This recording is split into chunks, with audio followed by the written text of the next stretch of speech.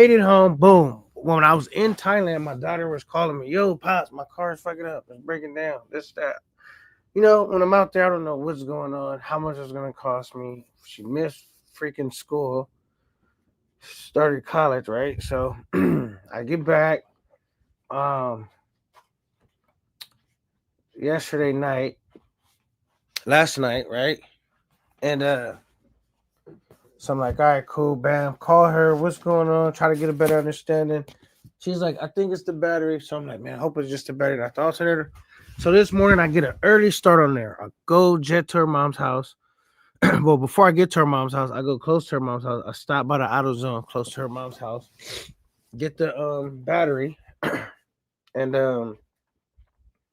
all that stuff. Got the battery, went to her mom's house, swapped the battery out, took her car, took it to AutoZone, had them hook it up to the machine where they check the battery, the starter, and the alternator. Make sure that it was just the battery. Because I didn't want to have a battery and then start draining the battery. And I'm still back dealing with problems. Checked out, everything was good. I noticed her air pressure was low in her tires. Put air pressure in the tires. She had like a quarter tank of gas, gassed the car up. It had been sitting for like a week, or she wasn't even able to drive it. Took it to the car wash, the kind you drive through the machine. Washed her car, boom, dropped it off. Told her car was finished. She didn't even know I came. She's like, "Where is it at?" I said, "It's in the driveway." I already left. That's how my day started, you guys. We need to get shit done. Then I call my job and I'm like, "Yo," because I would have went to work today, but I had to deal with that, and then I didn't just feel like going to work after I did all that. So I'll start fresh tomorrow. So I called my job and they're like, "We got bad news." Well, did he say bad news? What did he say? We got some major freaking issues or something he said. And I'm like, "Oh, here we go."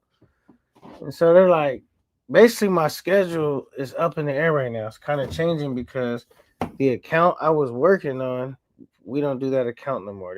Somebody else took it over. So I got to figure out what I'm gonna be doing now. And I don't like that because my shit was sweet, man. It don't. I know it's like don't get better than that, bro. It's like now it's gonna be stupid, but I just don't want to like stress on it. Just like I didn't want to stress about what the car issue was. I was able to fix that relatively fucking cheap. It was cost me about $300 today, fucking with that battery and everything else that I described that went along with it.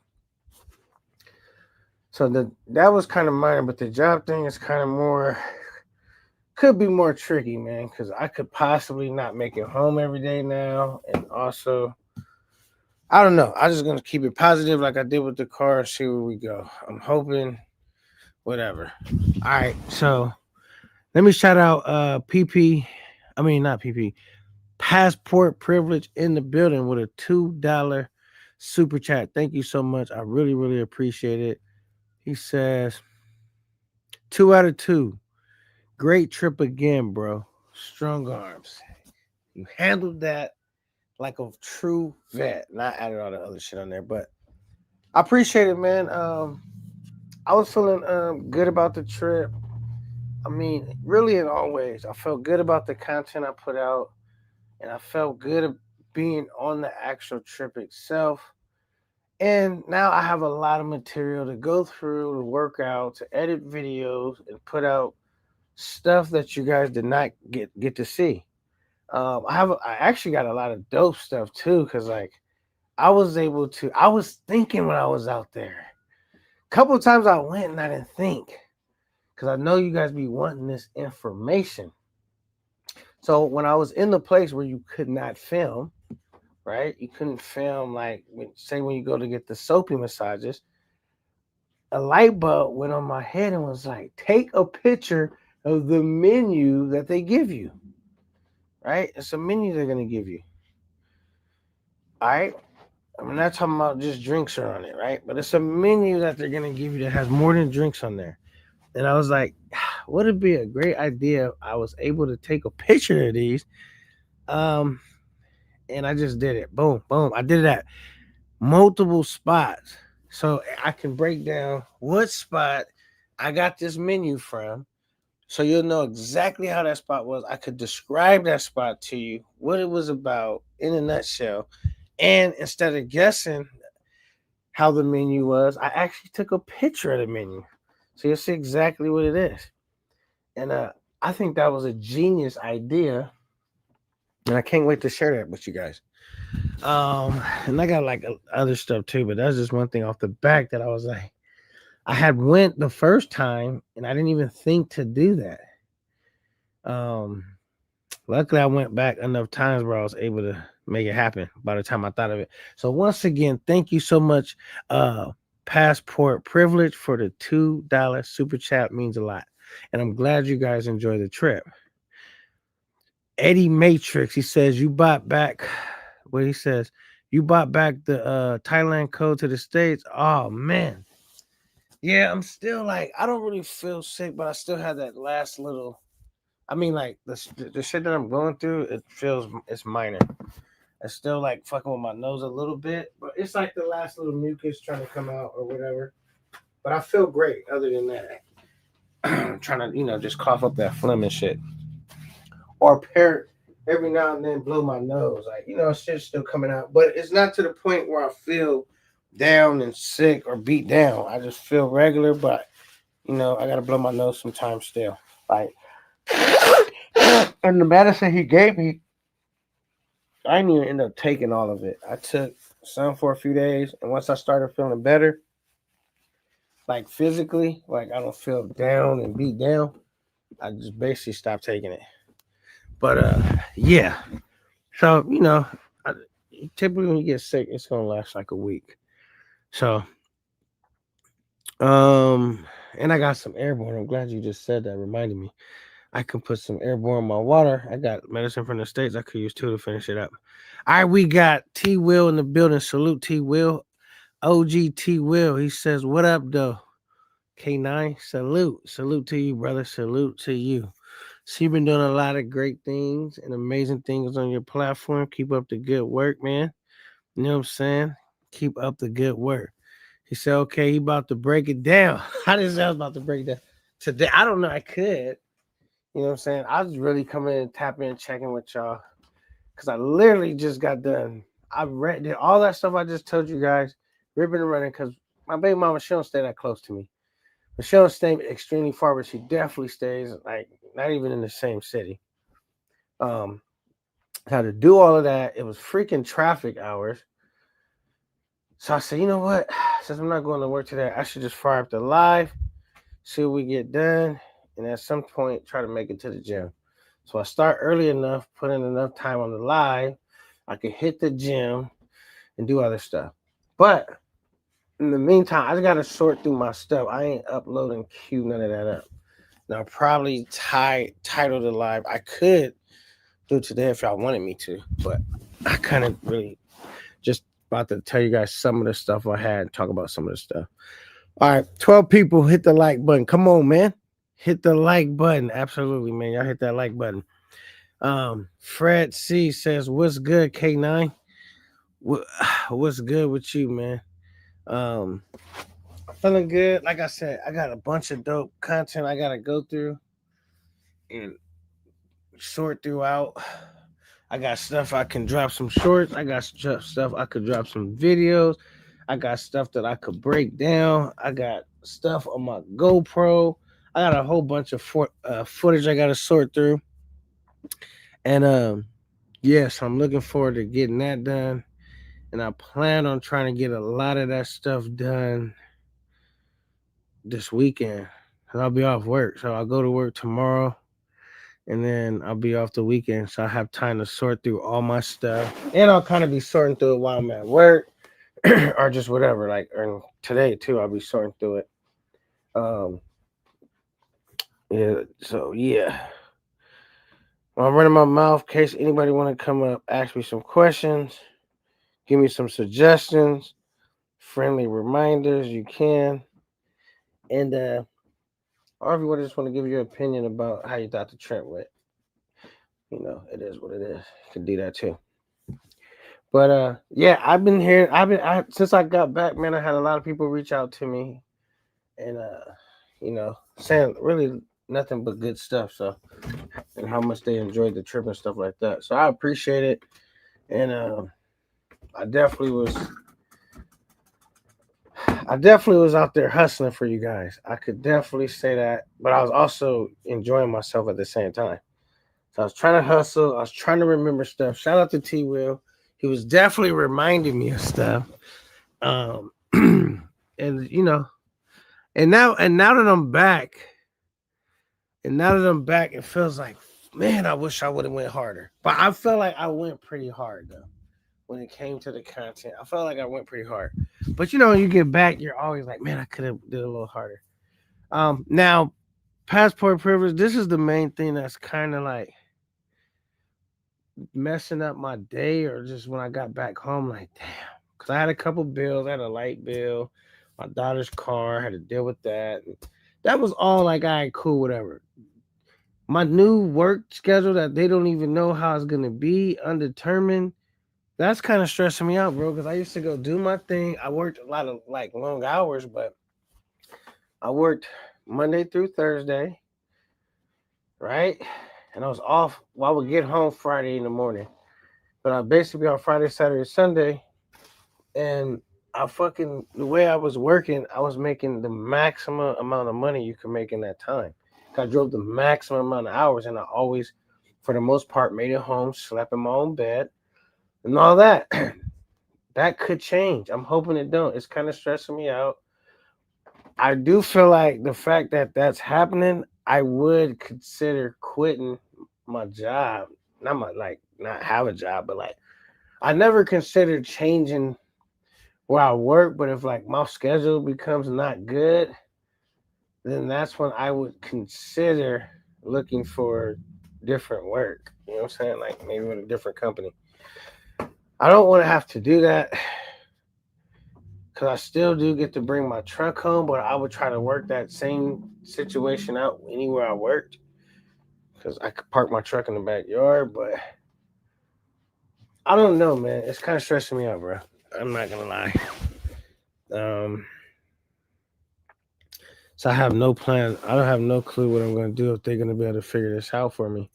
Cause I was consistent, you know what I'm saying? And even the couple times when I would like when they didn't have to work or they would cancel the load, they can find me something else real quick. But for them to find something consistently I don't know how this is gonna work and how it's gonna impact my shit for the long term. I'm still glad I went and did the trip because that would have changed no matter what. If I went on the trip or didn't, that would have changed no matter what. They lost the account. So, and then I dropped my truck off. This is what I did, you guys. Let me tell you. Let me give you guys this quick story. So, to catch an Uber to the airport, it's not cheap, right? It's pretty freaking expensive. And I forgot when I added my trip, everything on the trip, I did not include the Uber fees because I forgot all about it. I don't know how I forgot when the shit is extremely expensive. So when I added up the total amount, it did not include the Uber ride. So what I did was I drove my truck to the company because my company is going towards closer to LAX than where I stay. So it was gonna cut down on the Uber ride. So I dropped my truck off there at their yard, their company. And when I dropped the truck off there and caught an Uber from there, it was still like $200 the ride there. So when I was coming back from the airport, I bumped into this dude. You know, people they start chopping it up with you. Oh yeah, okay, I'm going here, this and that. And I was like, damn, he going where I need to go. Exactly where I need to go. So if he catching the Uber, I said, well shit, we could piece up on the Uber, you know what I'm saying? We going in the same direction, basically, like in the same vicinity. And he was like, oh shit, my wife is about to, or his fiance, whatever, is gonna about to pick him up. Like he ain't catching the Uber. So I'm like, oh, okay, well shit, I throw you some gas money, shit, you know what I mean? Cause I'm trying to cut down on costs because I think they just work anytime you're going to and from the airport and you're going out, they just cost more than because they know that you're kind of they got you by the balls, you know what I'm saying? So he was like, all right, well, let me let her know. Let me see, check, whatever. We was at the baggage claim waiting to get our bags. And so she was cool. And I was just said, like, just let you don't even got to take me exactly where I'm going. Just when you get off on your exit, that's close enough. I'll just jump out, and then I'll catch an Uber from there to where I'm actually going, and it's still gonna save me a lot of money. So when they ended up just taking me exactly where I needed to go. They were super cool, chill, and I gave them some money. I gave them like $50 because they didn't have to go out their route. They was basically going over there anyway. They lived over there. So I just told them like $50 real quick, and it was a blessing because that saved me like $150, and so that was cool how that worked out. So that's why I said, man, like sometimes it pays to be a person that can hold a conversation, or just I'll just be chopping it up. You know what I mean? And just because we was chopping it up, cool conversation, that ended up working out. I was able to make that happen. It just kind of happened like that. But anyhow, Tony Hernandez says K9 Strong Arms. What up, Foolie? Touchdown. Back to the house. One piece. Everything was good besides a couple things I just said. A couple things already fixed. One thing is still yet to be determined. So now that I'm home, I'm thinking what? Gotta sort through my content. You know what I mean? Start releasing my content, shifting through. Because some of the content I got, I can't even put it on YouTube, but I still have it. And I'm thinking maybe if I open up a Twitter account, maybe I can put it on there. The stuff that I do have that will go on Twitter is not porn or nothing like that, bro. It's not no Pornhub shit, but it's just like it still can't go on YouTube. You know what I'm saying? So, but I got some footage like that. I don't know. So I got to figure all that out. So right now, just me touching bases with y'all. You know, seeing where y'all at with it, how y'all feel about it, and just kind of letting y'all know play by play how all my shit went. And then when I left to the airport, I left dumb early to the airport, like way too early. But I just left early because I was like, fuck it. And then because I miscalculated how long it would take to get back to the airport where I was from. I left by like 2 hours too early. But it was cool because I was there. Everything went smooth. Um, and then I had one of my partners that was out there that I met out there. He said he was running late to the airport and he damn near missed his flight. But thank God he was able to make his flight. So I guess in my mind, be early, man. Even if you're still like you're there too early, man, you don't want to be late, bro. It's not a good feeling. I was running late to the airport to make it to Thailand. And I was thinking, if I don't make it to this Thailand trip, everybody gonna say, "Oh, K9, he flaked. He was never going. He was just talking." And I was like, in the freaking like, if they would have had an accident, any type of dumb shit would have happened, I would have missed my flight, bro. I literally got there, and like 10 minutes later, we started boarding the plane, bro. That's how close I was. You know what I mean? That's too close. You know what I'm saying? Um. So, and then I don't know if I told you guys this. I might have said it on the live.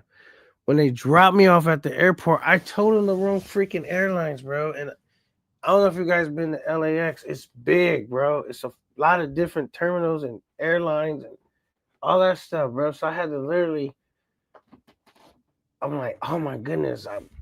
Right when I was trying to check in on that, I realized that it wasn't that airlines. And I'm like, where is it? She's like, something about a bus. And I'm like, can it be walked? I don't have no time to be waiting on the bus. She's like, yeah, you got to go out here and do this. And it was a lot. So I went outside, I kind of started pushing, and I asked somebody else as I was walking, am I going the right way? This, that. He's like, yeah, go down there, go down there. And I'm like, oh. So it was a cool little walk. It wasn't close. I had to go down some streets, turn some streets, down another corner, turn down another street. I was mobbing. I had all my suitcase bags with me. So it was definitely a little mission. And I was like, and then once I got to the airport, the terminal where I was at, it was like at the farthest end of the freaking building. It was like a whole nother mission once I got in the airport and trying to make it to and got through all that stuff. customs, whatever. It was still a whole mission just to walk to where my plane was boarding. It was like, oh my goodness. So yeah, I'm normally on time, bro. So I was messing. I don't know what the heck happened. So then, like I said, when I left there, I ended up getting there way too early. So, but at least I was there early and I didn't feel stressed. I just went to sleep basically. Found something where I could like prop myself up against and charge my stuff, and I went to sleep for a couple hours. That's basically how it went. All right, Dale the hater in the building. He says 80 Matrix. The Thai flu. Yeah, I'm Thai flu, man. I'm like, fuck. I see how now I'm just thinking I wish I'd have booked a longer trip to Thailand, but I was happy to leave the day I left if I had to leave. Cause like Ben left like the next day. So I'm glad I left the day I left because it's like, all right, I don't want to torture myself like, yo, I gotta leave and just get it out the way. You know what I'm saying? But I did wish I had more time. Like if I wouldn't have messed around and fucking booked this DR trip, I could have basically been in Thailand for a month. But I messed around and spent so much money already into the DR trip that I didn't want to really lose my bread. And then I couldn't get the bread back anyway. So it was like, damn. I didn't really know what to do. But what I should have did, honestly, I should have just took the loss and booked my trip for a month and said, screw that DR trip. That DR trip's a wrap. It's already fucked up. So if I would have knew how dope Thailand was, I would have just booked a month in Thailand and been like, that's my trip for this year. And I didn't do it. I didn't know because I didn't know if I would even like Thailand, honestly. But now that like hindsight, that's what I should have did. All right, says that's big. Okay, let me hear. It says that's big. Hearing you say you wish you had more time in Thailand. Passport privilege. Yeah, I really do wish I would have had more time in Thailand, bro. I think Ben is gonna be more sick than me. You know what I'm saying? Ben is gonna be in distraught, and cause Ben was like booed up, like for real, for real. Me, I was playing it cool. You know what I'm saying? But Ben was booed up, and then a little female I was that I was cool with before I left. I forgot, like, not even that. Like when I got back, she was acting funny. That's a whole nother story. I ain't about to get into all that, but she was acting funny, so I was like, damn, I damn sure miss Thailand. You know what I'm saying? Fuck all that, man. So yeah, she was acting funny. And yeah, that's that on that, right? And so it is what it is, man. What can you do? What can you say? All right. So did you see a potential baby mama out there? Man, I seen a chick so bad. I was like, I would wife her. Cause there are chicks that's bad out there. Like, I'm not gonna hold you. It's different in the DR and all of that.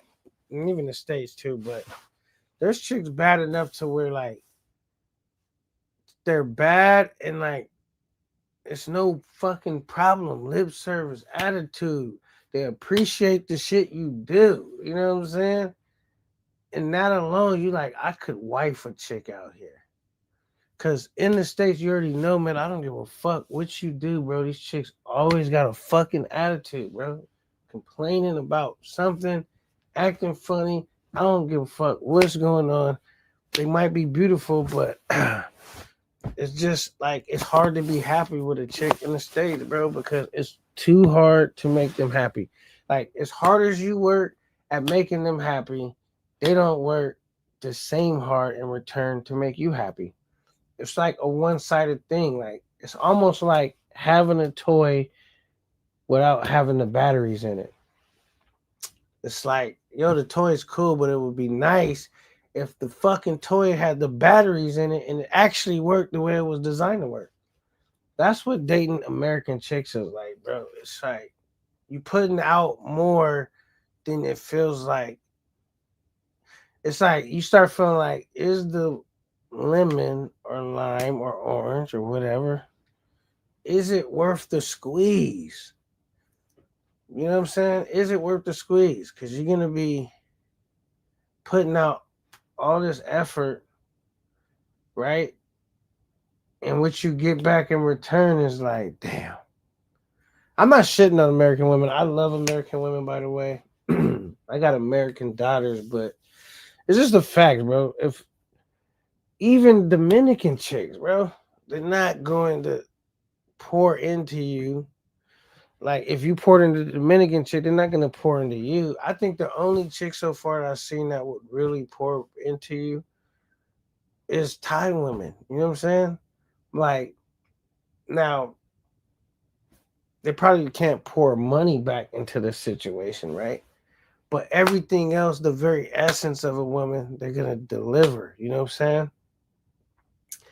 And that's why I said Thailand is definitely unmatched, bro. Because put it like this, Thailand reminds me of. Let me give you a way how I could kind of sum up what I think Thailand is like.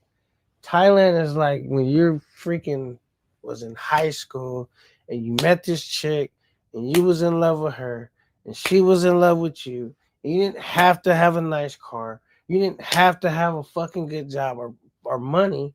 She wasn't even working. Neither one of y'all had jobs. She just really liked you for you and you just really liked her for her. Not for what you could do for her, not what you could provide, not how successful you are. None of those things existed, right? She just genuine. That's what like going to Thailand feels like. That feeling when you met a chick you was in love with in high school, and whether you fucking skip school or you made it to school every day or you had all your shit tight, she didn't care about any of that. She just seen someone that she liked, you, your personality, all that, and it was a vibe, right? And vice versa. That's what Thailand feels like. That first time you can, because then after you get past your high school love and all that, and you get older, these chicks is all about like more things come to play than her just liking you. Like not only does she gonna like you, how much money do you make? What kind of car do you drive? How success do you have your own crib? How nice is your crib? All this extra shit that comes into play versus her just liking you. Then it don't matter how much money you make. Like okay, you make this and that, but how much are you spending on me? You know what I'm saying? Like, bro, I spent more money on put like this. I've spent more money being in a serious relationship in America, just being married, bro. No, I don't think I've ever spent any more money than um any chick at any point in my life than I did with my wife. Like, bro, she literally got deep in them pockets, right? Deep in them pockets, bro. So it's like, even if you find a wife and all of that, bro, she's gonna be deep in them pockets, and she's still not gonna go over and beyond to make you happy, bro. I mean, I'm not gonna say my wife never made me happy, like in the beginning of our relationship, right? You know what I mean? She was my high school sweetheart. But after so much, all that stage wore off, it's like I ended up in the same spot as most of you dudes that travel, where like it's hard to make her happy. It's like feels like it's not even worth trying to make her happy because then I'm not happy. Like fuck, like I'm trying to make you happy, but you're not making me happy. I know she could make me happy, but she's not doing it, and I'm tired of figuring out why she is not being the woman I fell in love with, and maybe she's saying the same thing. Why is he not the dude I fell in love with? I don't fucking know, but it just like you know what I'm saying. Now, if I could have got out of my wife what I could get out of the chick in Thailand, which I did get that out of my wife in the beginning, But as time progressed, she got more set in to the hustle and bustle as we all do, and this and that, and it's just like I feel like in the States you can't do enough to keep chicks happy out here, bro. It's like they don't want to be happy. Like I've seen some chicks I follow on Instagram that I know personally, right? I know them, whatever, and we follow each other. And they always posting stuff like one minute I see them like they posting pictures with a dude and videos and they all love and boot up. The next minute they posting on like like if you don't try to holler at me unless you got your kids straight first, or I'm I always had I deserve better, or this and that. And you could basically tell she's not with that dude no more, right? And so she's putting it out there in the universe for the next dude that steps to her. Then I seen her with another dude, and then she looked like okay, she's back happy, or she's talking that yeah, I got a man, and you know, it's nothing like having a man that knows my worth and knows how to keep me. And like she's basically shooting at her last dude, like, yo, you fumbled and I got something better than you. And then guess what? I see that same chick again posting the same shit, like, cause she not with him no more. And it's just like, fuck, man, that's just how I be in the States, bro. That's how I feel, bro. I don't know. But to answer your question, fuck, man, Thailand is dope.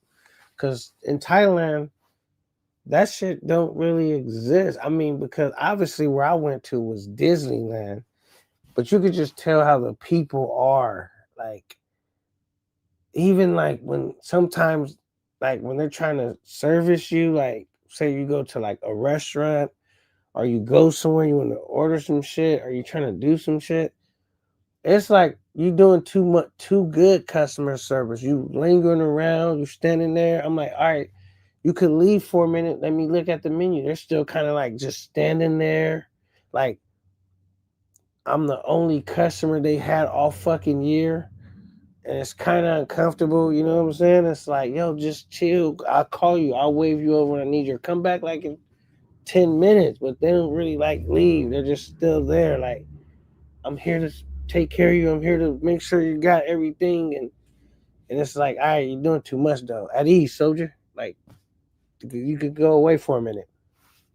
So that's how Thailand reminds me. Like when I think of Thailand, when I think of not just the women, the people in general, and you know, because sometimes that can be too bad. Like like as bad as you want a woman that's like dumb, stupid, dumb, affectionate, all about you. I think after a while, if you really got that, that could get annoying. Like fuck, because then sometimes you just still kind of want your space. But it's still a lot better than what we got going on in the States. That's a fact. But or the service in the States. You don't even realize how rude motherfuckers is in the States until you leave this bitch. Like terrible customer service in the space. Matter of fact, why in the fucking States is everything so fucking dirty? That's one thing I learned about when I went to Thailand. Like, why is every fucking you go to a fucking Carl Jr., McDonald's, any fucking spot, bro. Any fast food spot, not even the fucking, just the restroom. Those is gonna be destroyed. Where they making your food, it's food on the ground. It's this, it's just not that clean, bro. When you go to Thailand, bro, their shit be clean. You know what I'm saying? Like inside them buildings and stuff, shit be like sparkling fucking clean, bro. Like they clean really well out there, bro. You're like, damn, shit be super clean out this bitch. I don't remember going to one restaurant where the restroom was fucked up, where it was dirty. It was like, didn't smell bad. Everything was extremely clean in there. I'm like, they some clean motherfuckers out there. I'll tell you that. Watch when y'all go to Thailand, you're gonna see what I'm talking about. Like, and it feels like their shit is state of the art compared to the States. Like they got fucking, even at the airport, right? They got fucking escalators that's flat, right? When you just walking on the flat ground, and then you'll walk, and then it'll be moving. And if you walk on it, you're walking at like it feels like, damn, only if humans could actually walk this fast, like. And it's just making like traveling from one end of the airport so easy. Like that was a great fucking idea. They got flat escalators that you could walk on. And it just, you know what I'm saying? You could stand there or you walk. Most people could like kind of walk, but um yeah, I think the states we kind of behind on shit. We supposed to be one of the number one fucking nations. You know what I'm saying? He said, "Did you ever go to Kalan Island?" No, I didn't go to Kalan Island, but Ben went to some island trip. I don't know which one he went to. He said it was an all-day event type of thing, and he said he enjoyed it, but like he said, the first 2 hours, and then after that, he was bored. He was like, "This shit taking too long." He was pretty much over it after 2 hours, but it lasted all day. So I don't know. I didn't end up going to Kalan Island, but I did a lot of other stuff though. One thing I, two things that I wanted to do that was really like I actually really wanted to do and I didn't do them. One was I wanted to go skydiving. That didn't happen. And I think I really didn't just go skydiving because I ended up getting sick. And I'm thinking I'm gonna have a bunch of air rushing in my face, and I'm fucking sick, and my nose is fucking clogged up. I think that's what really made me not go skydiving. The second thing I wanted to do was go to like where they had the race cars. I heard they had like fast ones. I wanted to do that, and I didn't even ended up doing that because I just didn't end up doing it. I bought it up a couple times. There's like, okay, this is the thing. When you go on a group trip, like you meet up with dudes, um, I feel like so you might have a list of things you want to do, and the fact that you kind of go in like a group setting, you're not gonna get all those things done because you're gonna be doing other stuff, like maybe stuff that other people wanted to do, or like you know what I mean. They're not moving as fast, or that's not really what they're trying to do, and y'all hanging out, y'all getting content, y'all doing other shit. So you're not getting all this stuff done, but it's still cool though. It still was cool hanging out and doing all that, but that just kind of like when you go like with other people, you're not gonna get everything you wanted done on your list because you're gonna be doing other stuff. Like, for example, even just going to the fight.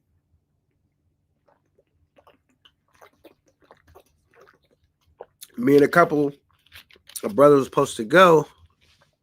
Then I was like, man, we keep not going. And then he's like, well, yo, I actually already been, and it's really kind of a one-time thing, and. So then that's when I was like, all right, I gotta break off. I gotta do my own shit because like we're doing shit, but I'm not getting stuff checked off my list that I wanted to do. So you'll have to break off, do your own thing, so you can keep checking these things off the list. And there's some things you could do with other because you got to think. For you, it might be your first time. For people you met up with, it may not be their first time, and they may have already did some of that stuff, so they ain't gonna redo it. So you can't be scared to go dolo and handle your shit. You're having fun with the group, but you got to break off and do your own thing too. Um, Salute to Jerry Jones in the building. Salute. Was good. Are you at work, Jerry Jones?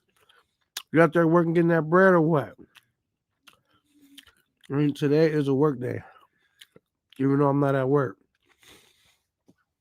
I should have and could have went to work, but I didn't go to work because I was ripping and running all day. I just didn't feel like going to work. If I didn't do all this ripping and running I did today, I would have went to work today. Well, I'm just gonna go tomorrow. So yeah, man. So I got all this footage I need to go through. But I want to say shout out to my guy, Teddy, man.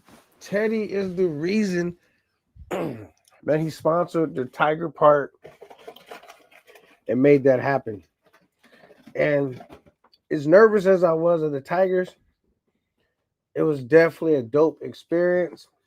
And if it wasn't for Teddy, I already know that wouldn't have happened. So I'm super appreciative. I really appreciate Teddy sponsoring that. and pushing me to go. You know what I mean? Because once he sent the bread, he'll just send me some bread. Like, look, go to the thing, man. Go here. So then I was like, damn. All right, fuck it, I'm going. You know what I'm saying? So he really pushed me to do it, and I had a good time. Not only that, I got a little picture frame from when I did it in the picture. It was dope. I'm actually glad I did that. Yeah, so shout out to Teddy for making that happen.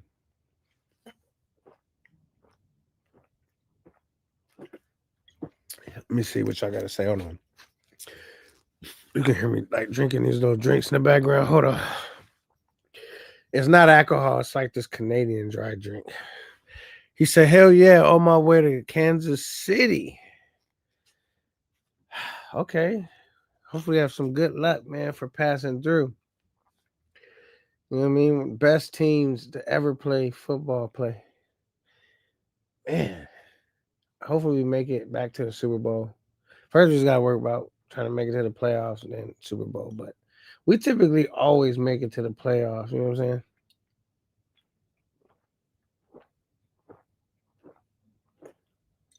So yeah, had a rough start off, but we'll be all right. Speaking of that, did any of you guys watch?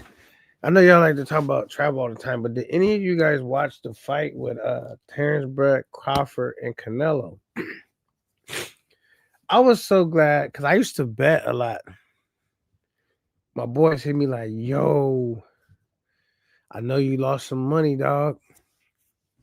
I was like, hell no, I didn't bet. But thank God I didn't bet because I lost money because I would have betted my bread on Canelo. And this fool, Terrence Crawford, took this fool to school.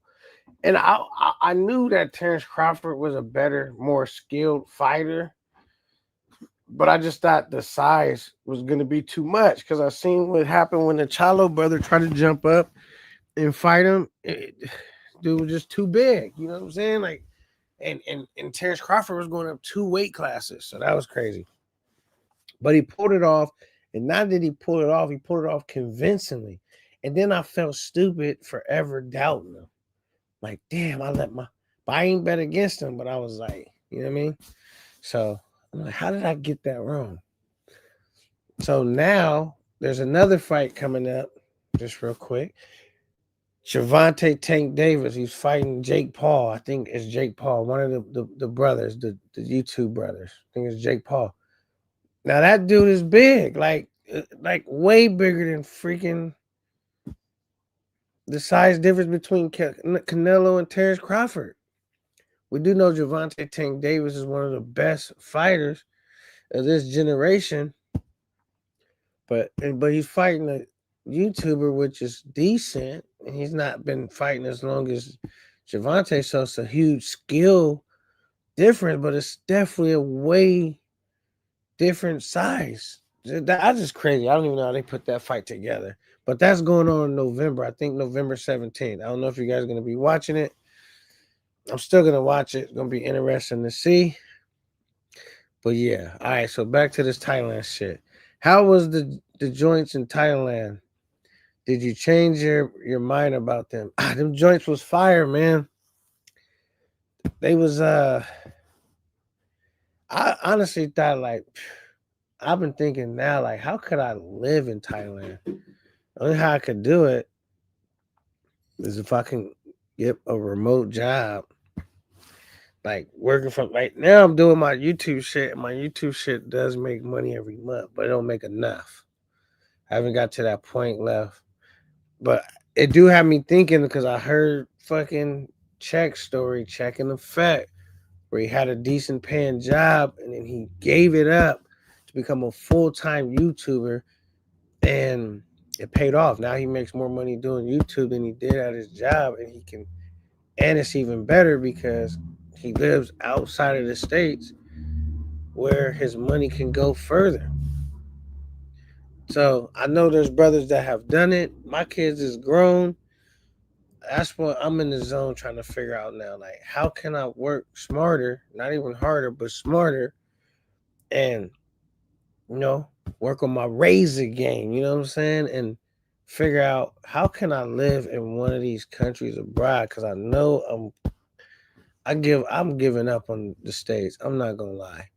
I mean, I just really want to live abroad 6 months out of the year and come back 6 months because I still have my place and I got kids out here. So, but I do want to be able to live abroad 6 months and then just work remotely. Like I don't even want to drive trucks no more. Honestly, I'm like fuck, bro, because driving trucks, I'm not gonna be able to live remotely, bro. You know what I'm saying? So I have to figure out something else. I gotta step up my remote game. So that's where my mind thought process is. And fuck, I'm like, I don't even know how them dudes could.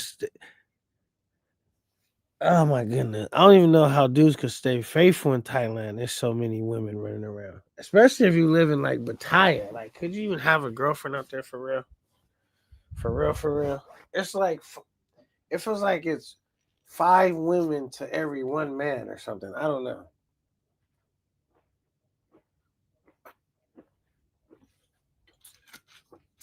And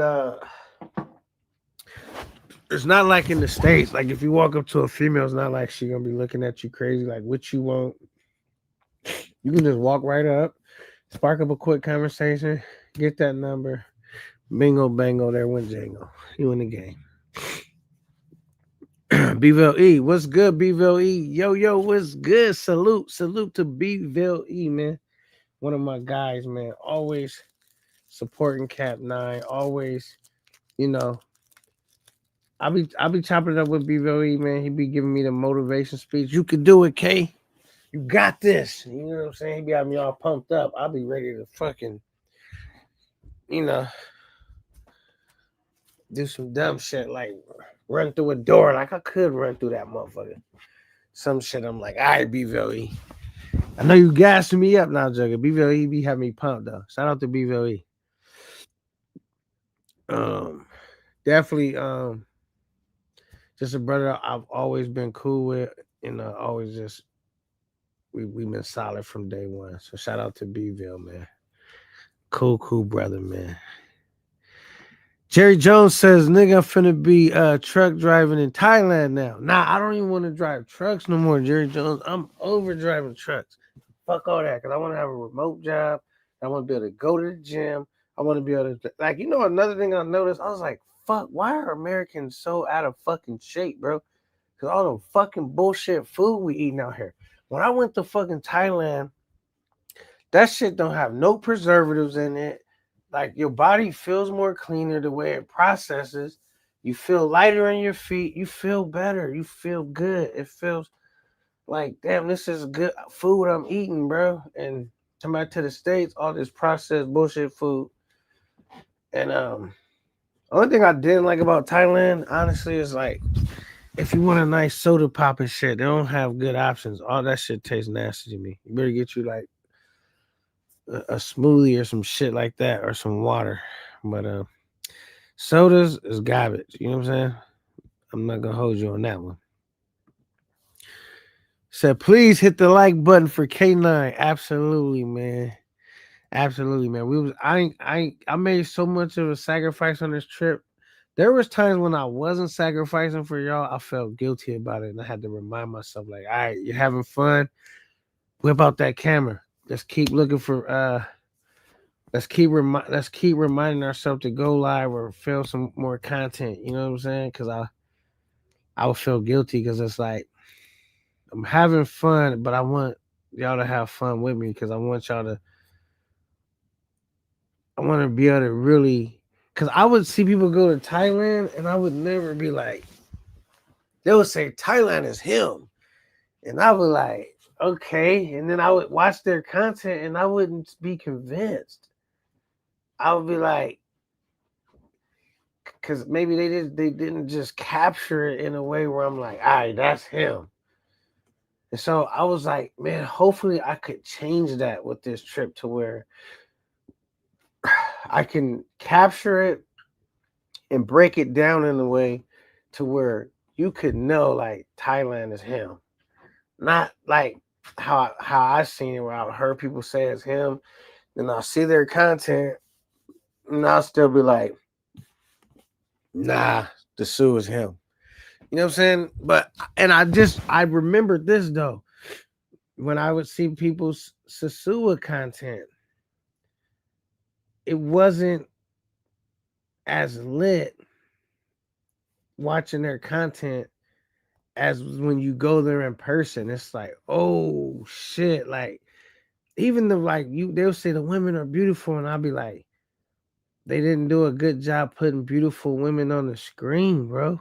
There are dudes that do put beautiful women on the screen, like Barber World, right? But like and Don Banks, and there's some brothers out there that are do that, but like the dudes that I was watching, they wasn't putting beautiful women on the screen, but they just talking about there's baddies out there, and I must be like, I was thinking like they can't be that bad. Like this is what you putting on the screen. Like she alright, but then I went out there, I seen beautiful women. I'm thinking like, why ain't they putting these women on the screen? But so when I before I went to Thailand, I had that in the back of my mind. I was hopeful.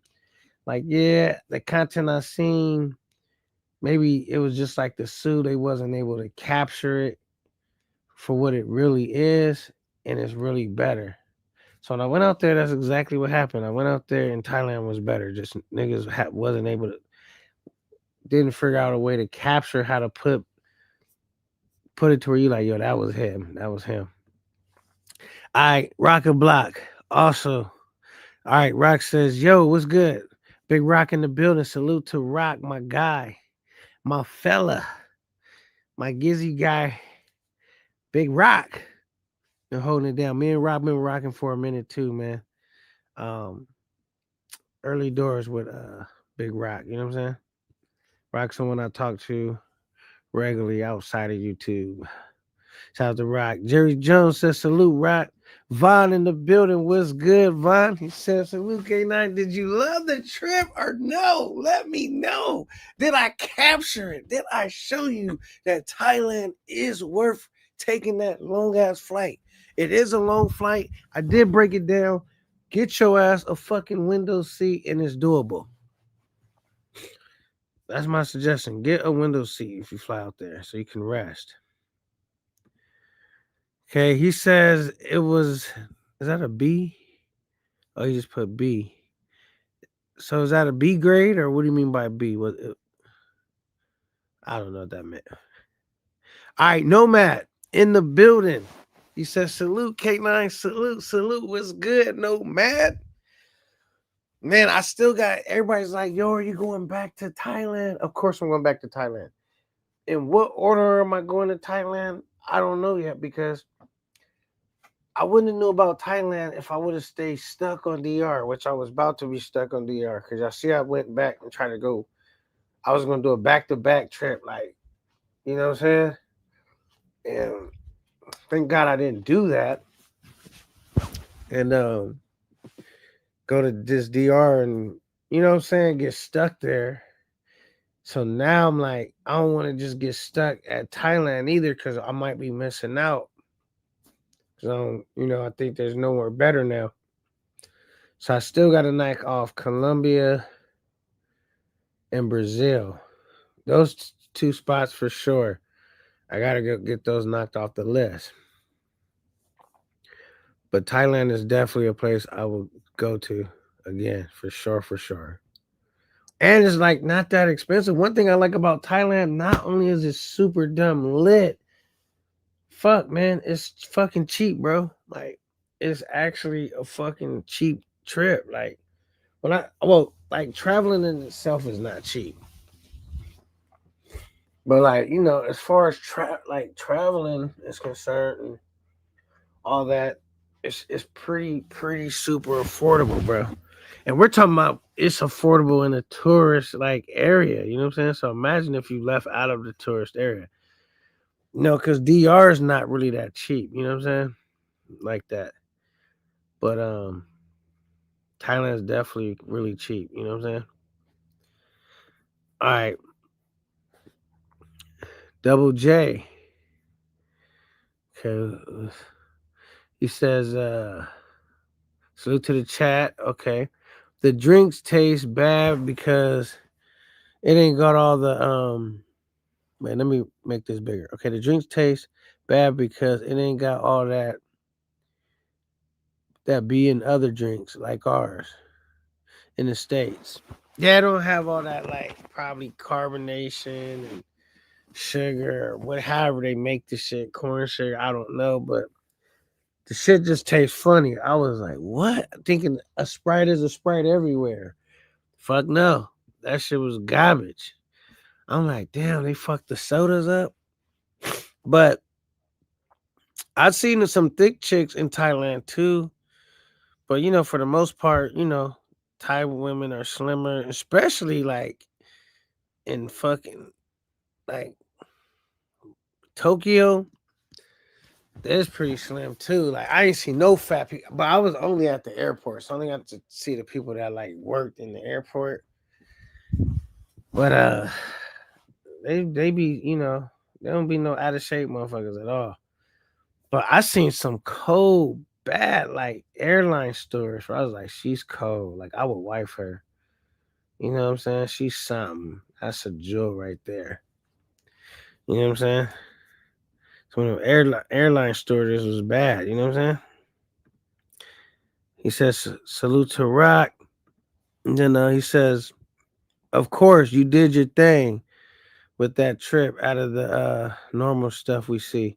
Yeah, I definitely wanted to do my trip different because I did the DR where I bought the baddies to my room and we turned up and so I didn't want to just do the same thing again. You know what I'm saying?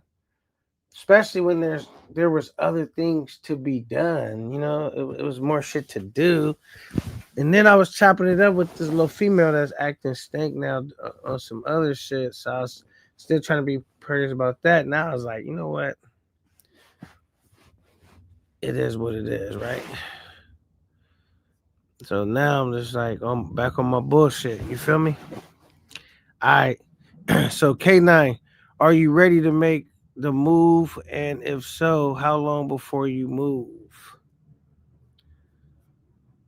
Well, I'm ready to make a move, but I got to be in the position to make the move. So I was hoping I could do like check, man, get my YouTube shit big enough and then have a side hustle, like two incomes I could do off of like online and I'll be able to make it because I can't just depend off YouTube. But for one, my YouTube shit is definitely not in a position yet to even, not even like, you know what I'm saying? Like I do make money off YouTube, but it's still early doors for me. So if I could get my YouTube shit to take off and find me an online job, you know what I'm saying? I could do that. So I'm gonna look into like trying to find online work I could do. And like I said, I'm still grinding every day trying to build my YouTube page up, which is I would say YouTube is one of those things like there's some successful people that are YouTubers, but it's not guaranteed, you know what I'm saying? It's like trying to go to the NBA. Like how many dudes that play good basketball ain't gonna make it to the NBA?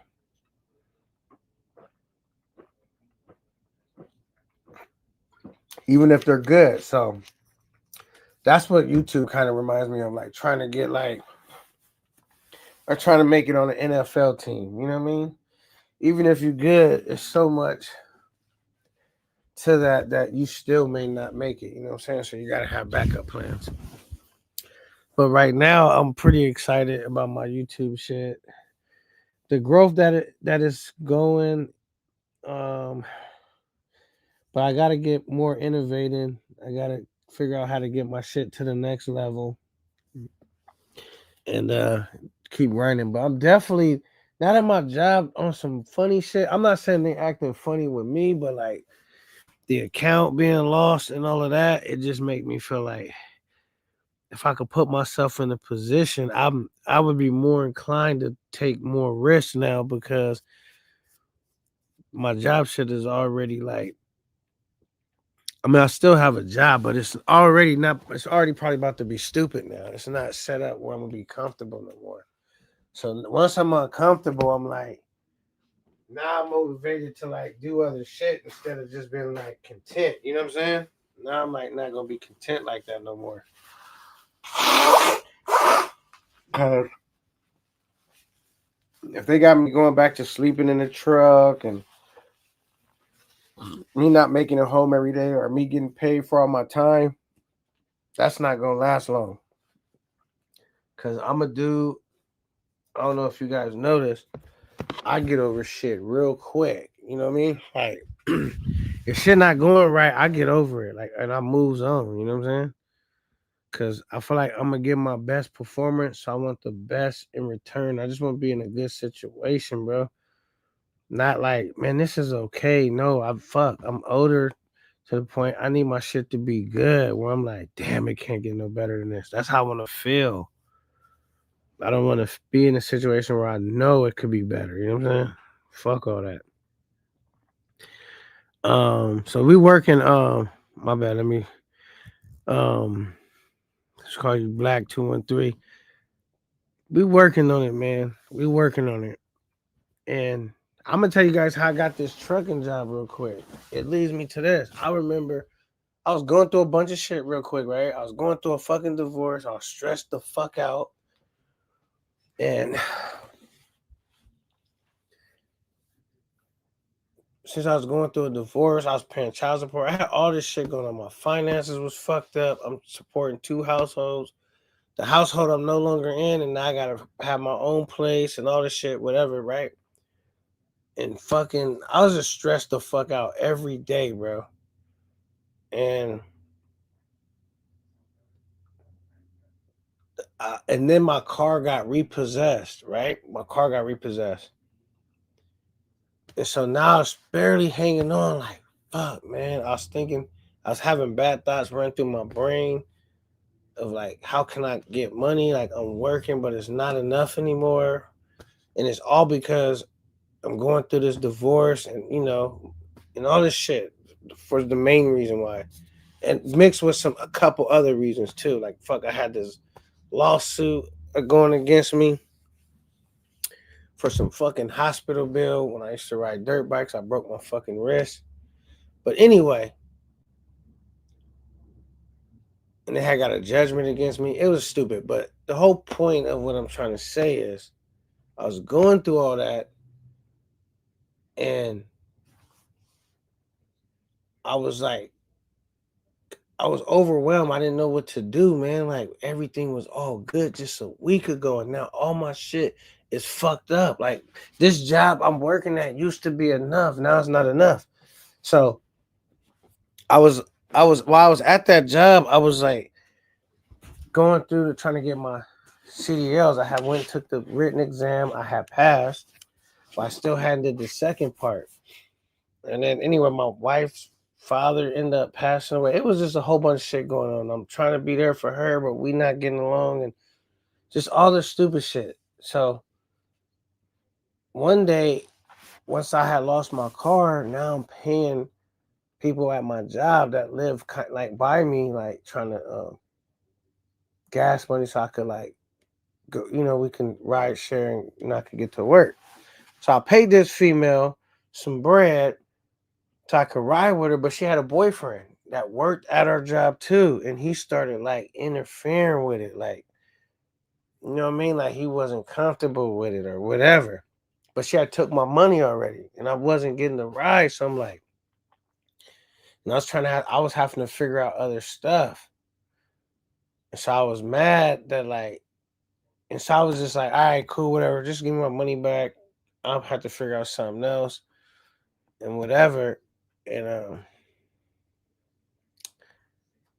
he basically told me some shit like, don't be harassing my girl about the money. If you get it, you get it, or she'll give it to you whenever she can. If you get it, you get some shit he told me like that, right? I can't even remember word for word what he said to me, but he basically told me some shit like that. So I just fought the nigga because I'm like, for one, it's your girl. She owe me money, and you should have came up and say, you know what, my girl ain't got the bread right now or whatever. Cause you the one fucked up the ride. You got in my business. You the reason why she not giving me the ride. You should have just gave me the money and be like, here go your money back. That's not gonna happen. I don't feel comfortable with you riding with my girl. I'd be like, cool. So he didn't do that. He got in my business. He fucked up the ride. And then he was over here talking about if I get my money back, I get it back. Don't be asking his girl. And I just took off on you right there. Bing, bing. I would start mixing. Like, who are you talking to?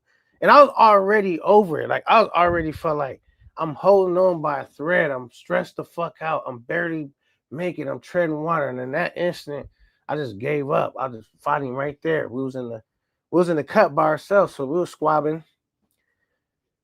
And thank God.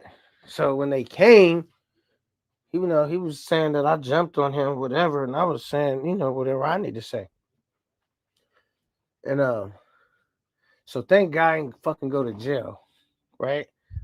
But I did get fired from that job. So what happened was I got fired from that job. Because you can't get fights at work. And then not only that, they fought me for my unemployment, bro. I have been working there for years. And since what I got terminated for, they fought me for my unemployment. So I didn't get my unemployment. So I was like, fuck, bro. But they gave me my last couple of checks. They normally give you like 2 checks or something. So I took that bread and I took it. And then I fucking went to different driving schools. And I was like negotiating a good deal. I had to negotiate a good deal because I didn't have the amount of money that they wanted. They wanted like $4,000. I ain't have that. But I had experience. I was practicing at that one job. When I took my written exam, they used to let this other guy train me. Like I would train with him. I was gonna be their backup driver, so I already kind of knew how to drive the trucks a little bit and back them up. So I was able to negotiate. I was like, I need a refresher course. I already know how to do a lot of stuff, so I was able to end up doing the school for like $500. I talked them down to $500 when they wanted $4,000. And there's like you only get one shot to take the test, like to go to the DMV and pass. If I fail, then they gonna want more money for me to continue to go forward. So I'm like, all right, whatever. So I went, I passed the test, and I basically got a job, and that's how I drove trucks. But my whole point was when I was going through all that, it felt like I didn't know what the fuck to do. Like I'm holding on to this log, which is my fucking job, but I'm barely making it. I'm treading water, like, and I'm slowly too much water is getting in my mouth, pause, and I'm taking too much abuse by the waves, and I'm barely holding on, but I can see the shore, but I'm not sure if I can swim there because I'm already beat down. And it's far away though, but I can still see the direction I need to swim into. And it felt like as I'm holding on to this log, the shore is starting to get blurry now. It's getting further away. I'm not making enough progress. And I felt like I needed to let the log go and swim to the shore because holding on to this is I'm not making any progress. And I'm starting to drift further from the shore. But I was afraid if I let go, I would drown. I wouldn't make it. So it's just like somebody intervened, like the good man upstairs, and he fucking like the best thing ever happened to me was getting fired from that job because it was like that log that I was holding on. The only thing in this ocean that's afloat is this log, and I'm afraid to let it go. It was like it was ripped out of my hands and it floated away to where I definitely wasn't going to swim in the wrong direction to try to grab it again. Like it wasn't in grab reach anymore. So instantly when I went from like not knowing what to do, soon as that log got ripped out of my hand, I instantly knew what to do. I started swimming towards the shore. Next thing you know, so I called my child support, right? People all said, yo, this is why I was in the trucking school. Like I just started this trucking school. I'm probably, miss a few payments. But as soon as I, get this job, I'm gonna get back caught up. So if y'all could just chill until I can, you know what I mean? This is how. And then you know what they told me, bro? I have been making on-time payments to child support for a while. They said, "Can you tell your landowner that?" Because I was telling them if they could not fuck with my license, because then it's gonna defeat the purpose. I'm trying to get a job driving trucks.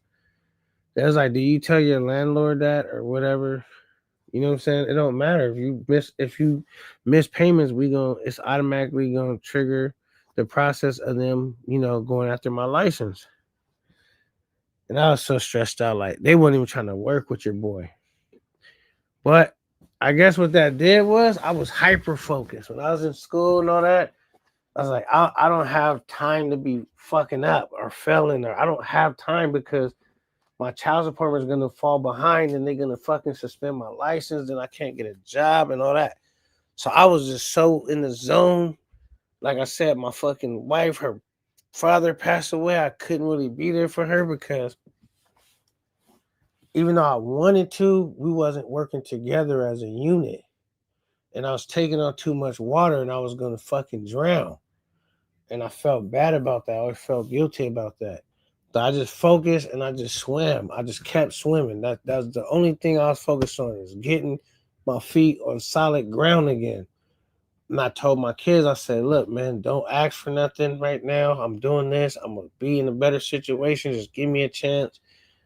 Y'all just gonna have to tough it out, this and that. It was like, all right, cool, pops. And after that, I got a job after I lost my other job pretty quick. I was back. I had got my license and I was working probably within 2 months. I finished and had a job. So, and I was able to get caught up with my child support and all that. Now, and it didn't fall far behind because it was only 2 months, right? So, long story short was, okay, I said all that to say, that's how I feel sometimes. Like when I be facing adversity, I just be like, I feel like sometimes that's when I do my best work, because then now it's like I just I don't even deal with like fear, not making it. What if it don't work? I just get fixated, and it's like I know what I need to do, and that's the only thing I'm focused on. And I'm busting my ass, and I'm getting there, and I'm not letting nothing distract me. And that's what I would do. So anyway, when I did all that, I got the job. I was able to take care of everything, make shit right with my kids as far as like hook them up for being patient. I was on the struggle, and it really like got me back on my feet. And I just use that story because it's a real thing that happened. Because I know there's other people that find themselves in tough situations where they feel like there's no way to get out of the situation they're in. But sometimes, you know what I'm saying? For one, you can't give up. For two, man, you gotta trust that higher power, man, because sometimes it don't make sense. Like what you like, if sometimes it's not gonna make sense, but you gotta continue. Because I'm not gonna lie, this is our first thing I started thinking. Like I need to go hustle. I need to go get me a sack. I need to go hit the block. But I always told myself like I would never do that again because it's fucking poisoning a community of people that look like me. Just so I could benefit, it's not worth it. But fuck, when I was going through it, those poisonous thoughts was running through my mind where I was thinking about self and survival. But not only survival, but survival at the detriment of other people. And I said, I can't do that, bro. And I just really was like, you know what? If I don't make it, it's not gonna matter. But what's gonna matter right now is me giving it everything I got. And so anyway, that's how I ended up getting into trucking. And and I never looked back, you know what I'm saying?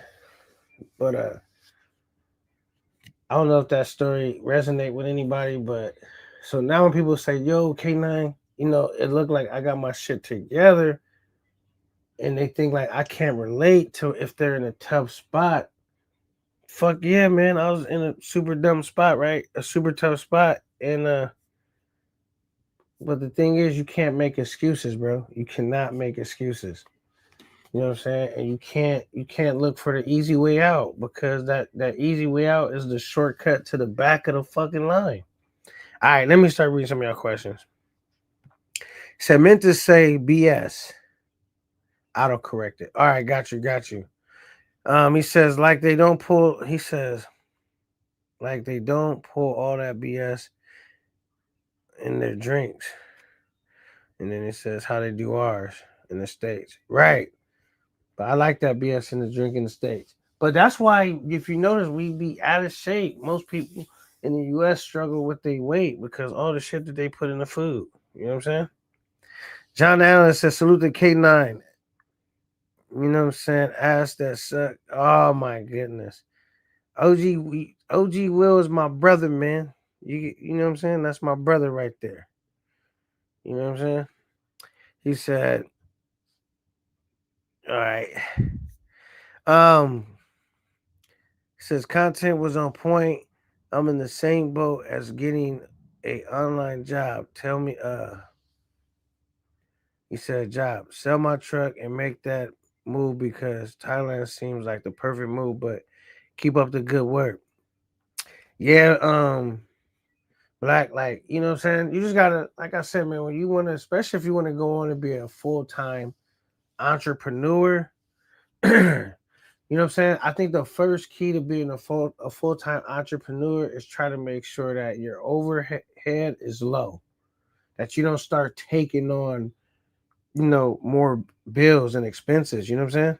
That's just one. Um, Make sure your overhead is low, and you got to work twice as hard as when you were working when you had a job, a guaranteed paycheck. Because whenever you're working on your business, you got to work twice as hard because no one cares if your shit succeed like you, and that's what it's gonna take. You know what I'm saying? He said K9 come. What do you say? K9 came home and immediately game planning to go back. LOL. I'm trying to get my Nomad on. That's what Nomad did. You know what I mean? Nomad went out the country for the first time. We said he went back and he was, got right to it, man. It's just like you trying to figure out how can you live there? How can I stay there? You know what I'm saying? And I just feel like I got to do like everything else I've been doing with my trucking shit, with my fucking YouTube shit. When I wanted to focus and become a YouTuber and get monetized and all of that, to take my, I just locked in. You know what I'm saying? Every time I take a trip, when I want to get the content and deliver like a cool trip, I just lock in, you know what I'm saying? That's why y'all, when I get ready to do my trips, y'all don't hear me overhyping them and overselling them, because when it's getting close for me to do my trip, I'm just locked in the zone. I'm just focused. Like, I'm not focused on trying to convince everyone it's lit. I'm focused on making sure that I'm in the right space, and I'm game planned enough to where I can make it lit. You know what I'm saying? I did enough research. I did enough game planning. You know what I'm saying? And so, that's just kind of like my style. Cause talk is cheap, man. People, I could come and say all this shit, hype my trip up, but that's not gonna help me deliver. You know what I'm saying? So I just be focusing on, like, you know, everybody know I'm going on a trip. I don't need to overly hype it. I need to figure out how I'm gonna deliver. That's where my attention is at. All right, CDL saved my life. So that's why when I gave y'all that emotional story right now, where y'all was like, where is K9 going with this? Man, my CDL saved my fucking life, bro. I was fucking struggling before I got my CDL, bro. Everybody has their story. I've been up and down. I've came up, fell off, came back up, fell off again.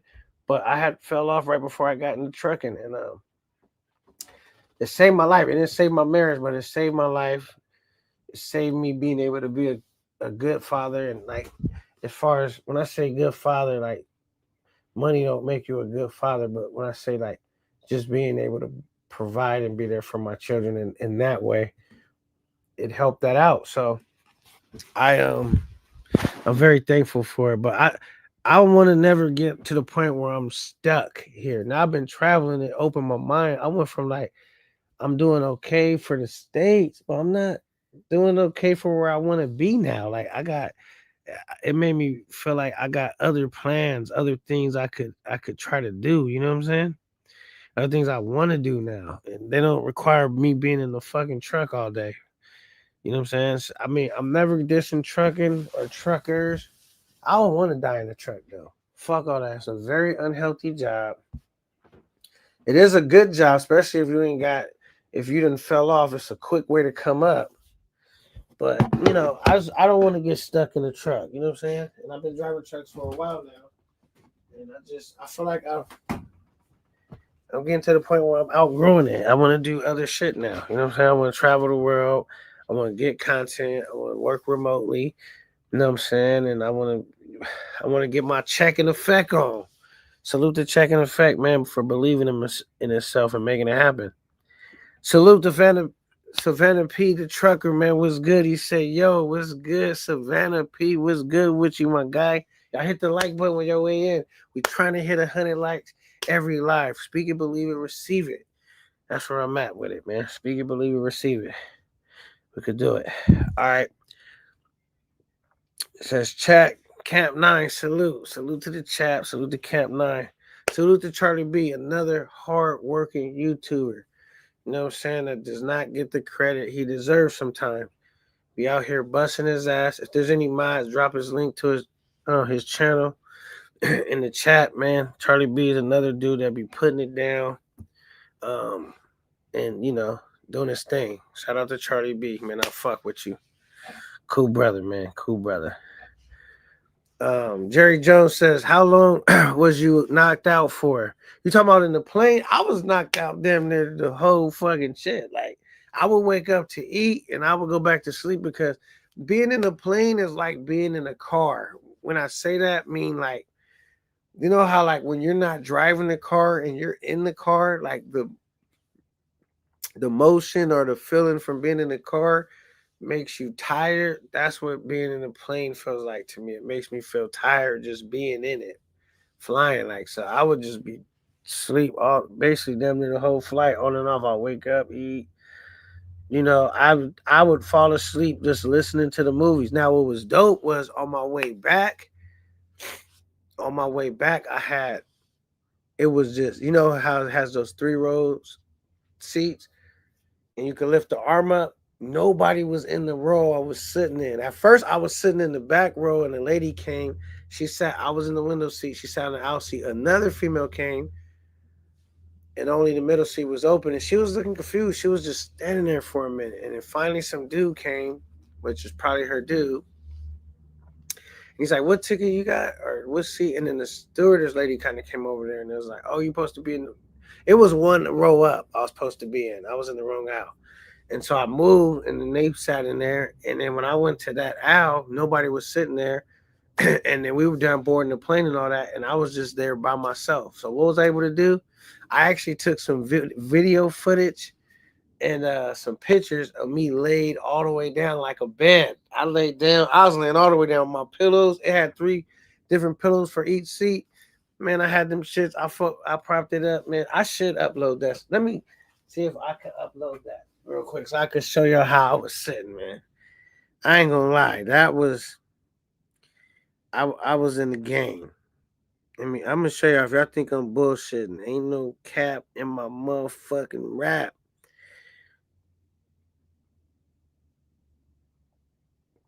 Okay, I'm gonna upload this. This is a picture. I got some video too, but let's see.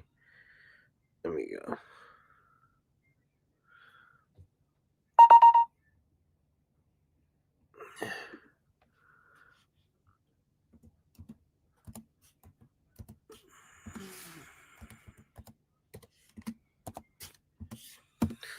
All right. And then I'm gonna look at this one. Hold on.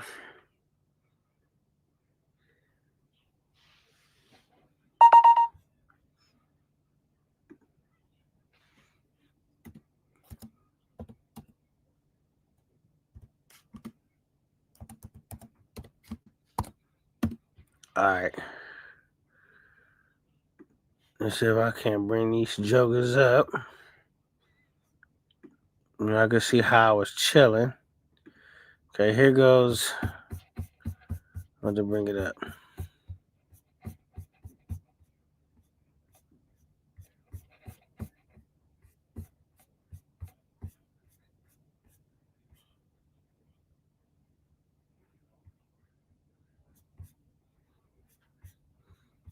All right.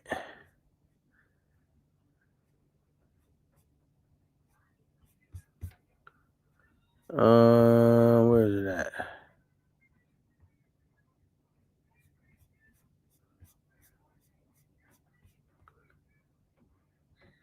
Damn, why don't I see it? Oh, it's right here. Do I need to?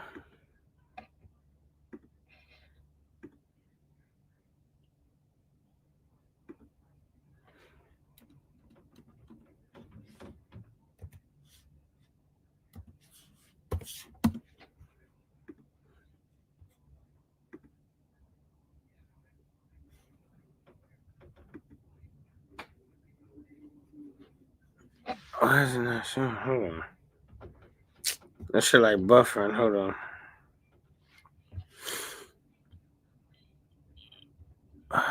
Let me see something. Go ahead.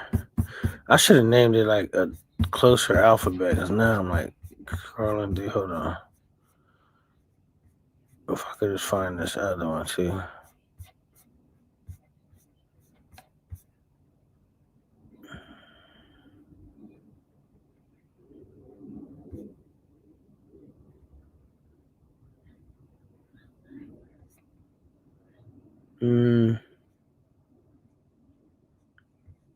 Why don't I see? All right.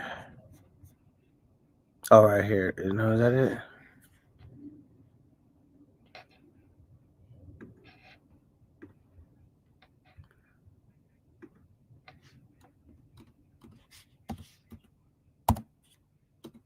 All right. I'm trying to get it going. I'm just like, why is this not working?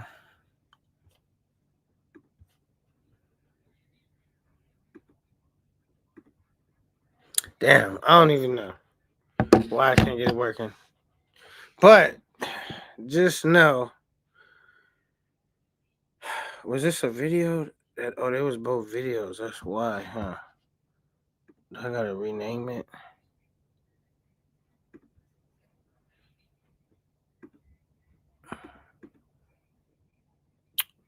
Video.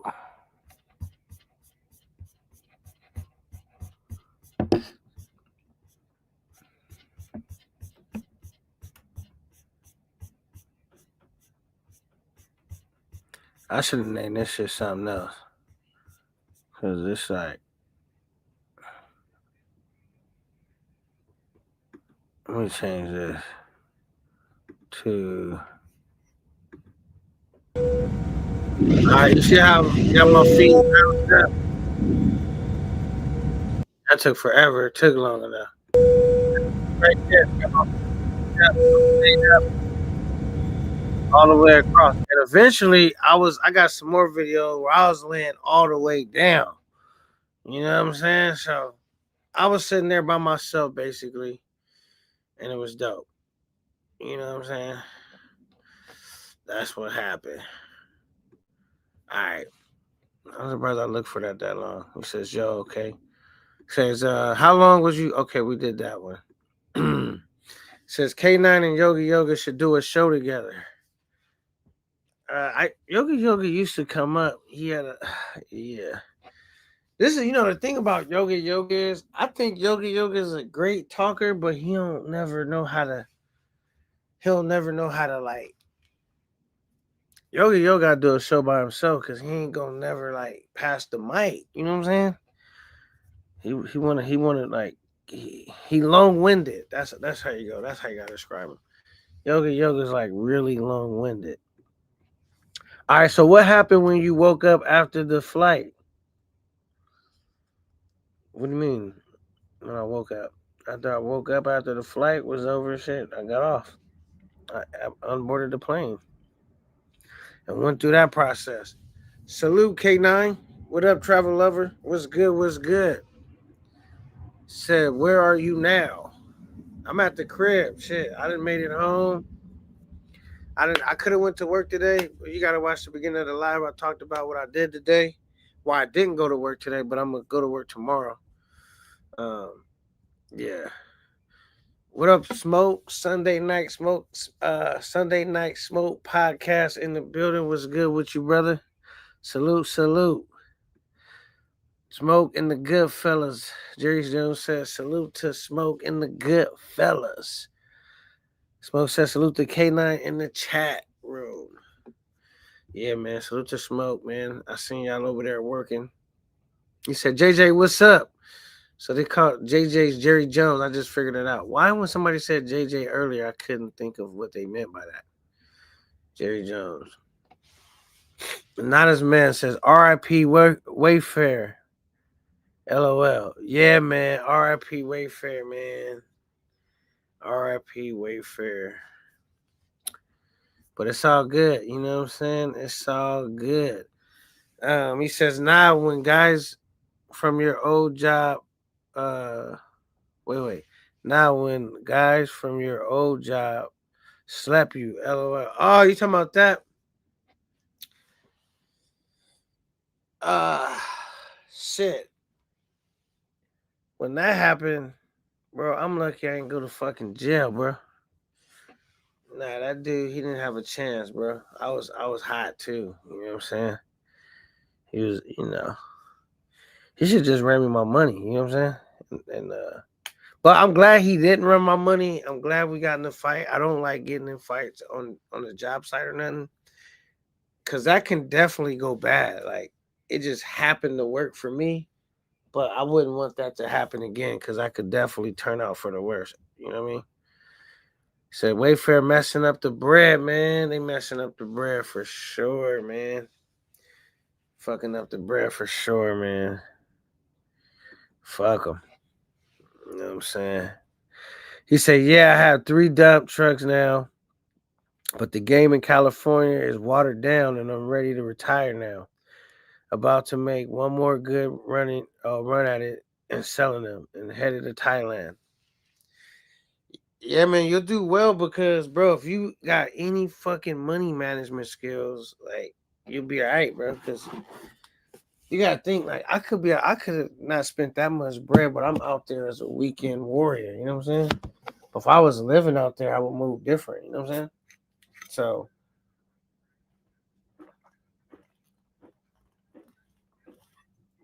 yes, I would move different. I would budget my money even better. So, definitely gonna be cheaper than living in the States. For sure. Shout out to Black 2 and 3. He says, any anonymous them UPS mail loads paying its government. Yeah, I ain't never did no mail. I have delivered some mail one time. I forgot. But I ain't, that was just some random shit I did that one time. Jerry Jones, you see how the government shut down. Can't even depend on that, right? J Mees, salute. What's good with you, J Mees? In the building. Salute. Y'all hit the like button on your way in. You said put your glasses on, K9. LOL. Am I reading that bad? I don't even know where my glasses is at right here. Honestly, I think I packed them shits too with me. Hopefully I bought them back. Cause look, let me tell y'all this too. So when I was leaving Thailand, right? He just made me think of something. I was leaving Thailand, right? So I packed all my shit, like, all right, cool, I'm ready to go. Something told me, I did multiple sweeps, but before I left, something told me to do one last sweep. And look at my safe. I had checked it, it was empty. You know what I'm saying? Well, I just stuck my hand and I reached every corner of it because it was dark in there a little bit. I should have flashed the light in there. And when I did that, I found one more thing in the safe that I didn't know it was there because it was dark in there. And what it was it was black too. It was my fucking, I ain't end up using them at all, but it was my DJI mics. My wireless mics that you can clip to your shirt. They come with 2 mics and 1 receiver and a charging box. And when I put my hand back in there, that was in there. And I was like, damn, good thing I checked again, bro. But left my shit. Jerry Jones, he said, I'm crying. Jerry Jones, you got me crying. Okay, how many days were you out in Thailand, and how much did you spend total? And does that include flight and accommodation? So my flight was around $600. My room was around $600. So that was like $1,200. Which I could have got a cheaper room. They had cheaper rooms in the same building I was staying in.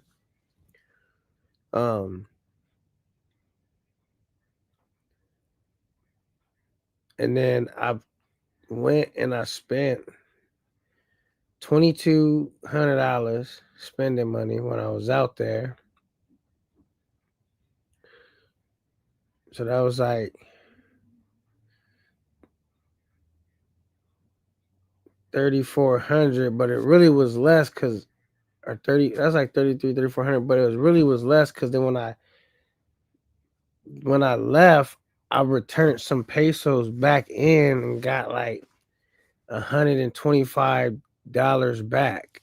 Like when I went and turned my money back in, it was like $125 approximately that I got back in from the pesos that I still had left over in my pocket. And then so that's how much I spent. So around like total shit around like maybe $3,200, something like that. I don't know.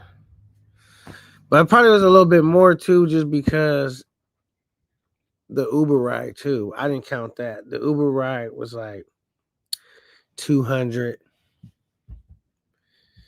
and then I didn't catch an Uber back because I ended up bumping into this brother and I shot him $50 because he was going to the same area as me, and they just dropped me off and I just gave him $50. So I say like 150 there. So yeah, that's how my trip bust out. But I spent $2,200 approximately um when I was out there. Could have been like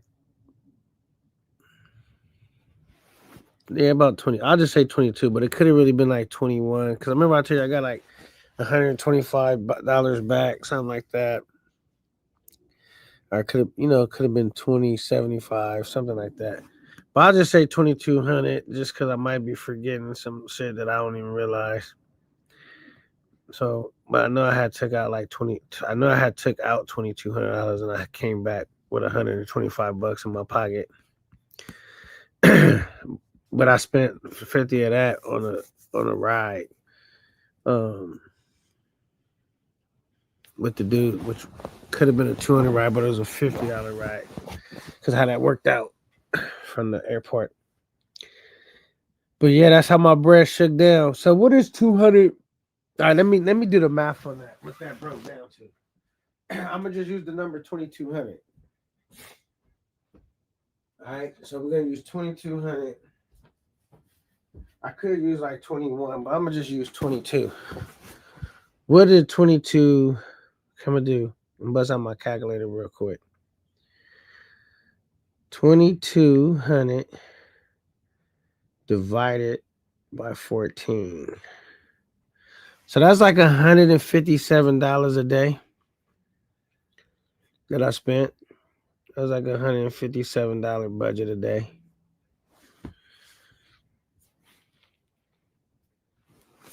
Yeah, so and you could easily spend less than that. You know what I'm saying? Remember, I was doing all kind of shit. Like the next time I go to Thailand, I won't be doing some of those same attractions that I did, but it might still cost me a little bit because I'll be finding new ones to do probably. You know what I'm saying? But or I don't necessarily have to do them. You know what I'm saying? If I would have kept it simple and just did the nightlife, food, and all that, and didn't do some of those attractions, that would have saved some money right there. You know what I'm saying? Or I mean, you could find ways to save money. I'm gonna tell you what kind of add up with spending money. I don't even know why I'm yawning. Buying drinks kind of add up out there. Like when you go to like bars, club, or just anywhere, because anywhere you go, you could come in for free, but they want you to buy a drink. So You can buy beer or water, whatever, any type of alcohol beverage, including the water. But they want you to buy a drink that comes sit in their establishment or whatever, which is fair. But that shit can add up quickly. You know what I'm saying? Because not only are you buying yourself a drink, at times you're gonna be buying the women drinks too, right? So that's gonna add up too. So you're gonna be buying her. So what I was doing is I wouldn't buy any women drinks all the time. Sometimes I go, I'm not buying them no drinks, and sometimes I would buy them a drink. It kind of just depends. You know what I'm saying? Yeah, it just kind of depend if I was gonna buy them a drink or not. Um, like I buy them a drink if it's a female I want to kick it with and chill like that. But even then, like sometimes I'm just going in there just to kick it and relax and enjoy the AC. You know what I'm saying? And just check out the visuals. So I'm just gonna buy myself a drink.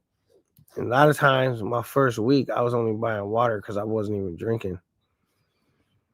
Then eventually, I started buying actual drinks. So I was like drinking so much water that I was like, all right, I gotta drink something else. I tried the soda, that shit wasn't working. Mm, but them drinks, they can add up quickly though. Mm.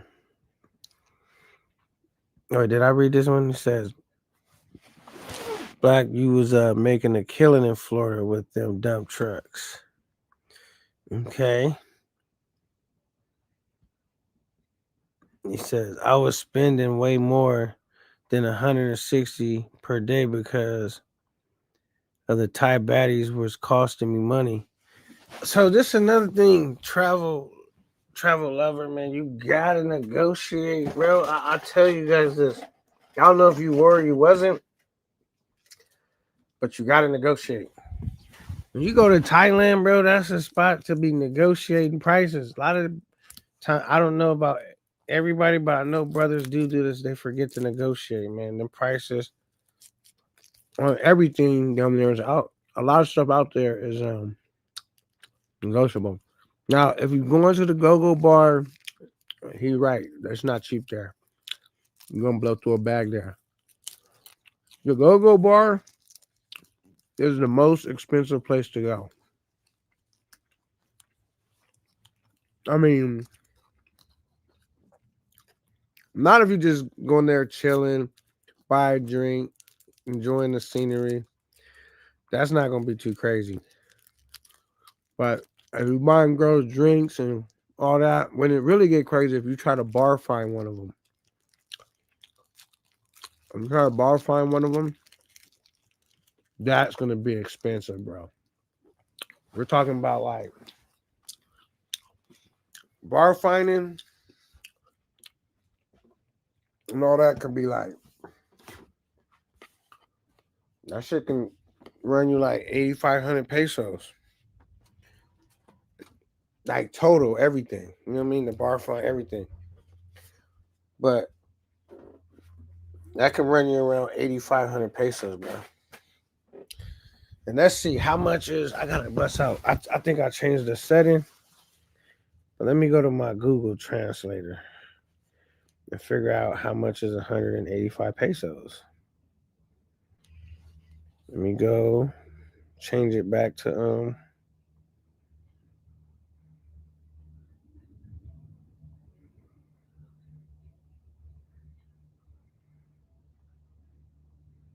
mm, okay, right here. So 8,500 pesos, that's $262, bro. Yeah, so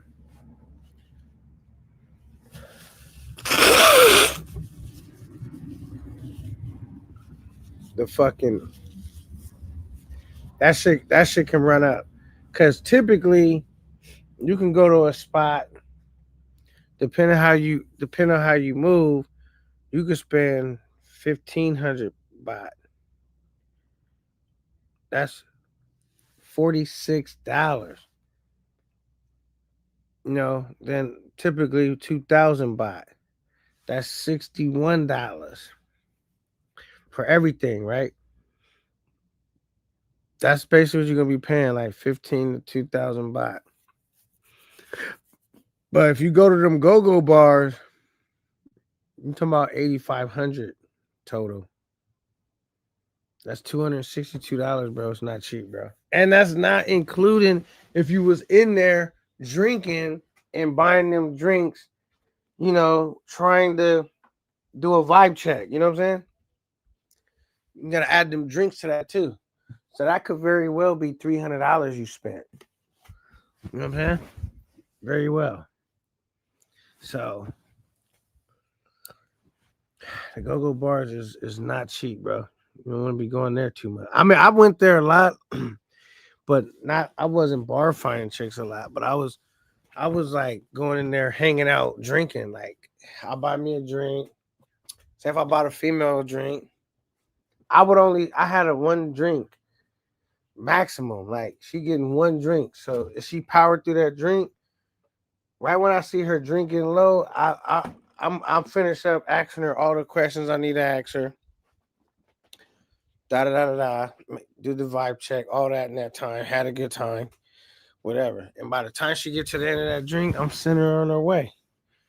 You know what I'm saying? I'm sending her on her way. All right, peace out. Then I might kick it, grab another chick. I'll just stay like kick it, get her a drink, kick it with her. Boom, boom. Or I might just chill with myself and watch the show while I'm drinking my little drink. You know what I'm saying? Yeah, but if you go in there and you like, yo, I'm about to bar find some shit, had them pockets right, bro. Cause it's not gonna be cheap. I'm not even gonna front. But I'll tell you this though, the go-go bars got the best looking chicks in fucking Thailand. Period.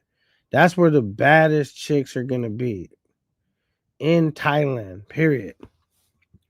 The baddest chicks are gonna be there. Out of every place you could go in Thailand, that's where they're gonna be at. He said, "Oh, they take pesos out there, huh?" LOL. Nah, I'm saying the wrong shit. It's not pesos. It's baht. So 8,500 baht. If I said pesos, I meant to say baht. They don't take pesos out there. Their currency is called baht. And if you hop on like one of them trucks, which is very commonly traveled in that y'all see us on, them shits is 10 baht. Don't be letting them overcharge you, bro. It's 10 baht. That's the price. Now, you can pay more if you're trying to go like have him take you outside of the route that bot bus runs, where you turn it into like a fucking rental car down there. Not a rental car, but like a Uber, which we've did a couple of times. Um, no, he might want 20. They're trying to say, "Oh, give me 30 pesos a piece." Say if it's three of y'all. I'm like, nah, 20. One time he had it's like, "Oh, give us 100 pesos a piece, and I'll take you there." One, two, three. I'm like, that's 300 pesos. Absolutely not. Because I already know once you learn the prices, I already know I could go far in a car. I could order a fucking Grab and it's going to be under 200 pesos. And I'm going to be in a car with AC. You know what I'm saying? I already figured out the prices quick, bro. They wasn't able to get me. I was on a live one time where you see I wanted to buy those pineapples. And you tried to sell me 2 pineapples for 100 baht. And I'm like, bro, I could go get a whole bag. That's too much, bro. And he was like, oh no, this that. And I walked down the street, literally right down the street, and bought a whole bag online and showed y'all that with the same 100 baht. I'm not stupid. Once I figure out the prices, you're not gonna be able to overcharge me. You know what I'm saying? Like when I left the floating market, the dude was like, give me he said give him 300 baht. It was a cab. He was right there. And I was like, 300 baht, bro. I'm gonna call a Grab. And he was still standing there when me and Ben sat down. I ordered the Grab. The Grab came literally in 3 minutes. I showed him the price on my phone. It was less than 200 baht. You trying to get three? And this Grab driver finna show up. They show up quick like Uber. I ain't gotta wait that long. So once you know, like, bro, try the Grab is gonna be the cheapest ride, bro. Well, only how it's gonna be cheaper probably is riding on those motorcycle things that I don't ride on. So that might be even cheaper, but I don't ride on those. Um, yeah. So HD Chillin says that's crazy. That is crazy, man. Like you could go through money quick if you just keep letting motherfuckers overcharge you all day. And like me too, like people will try to get tips out of you.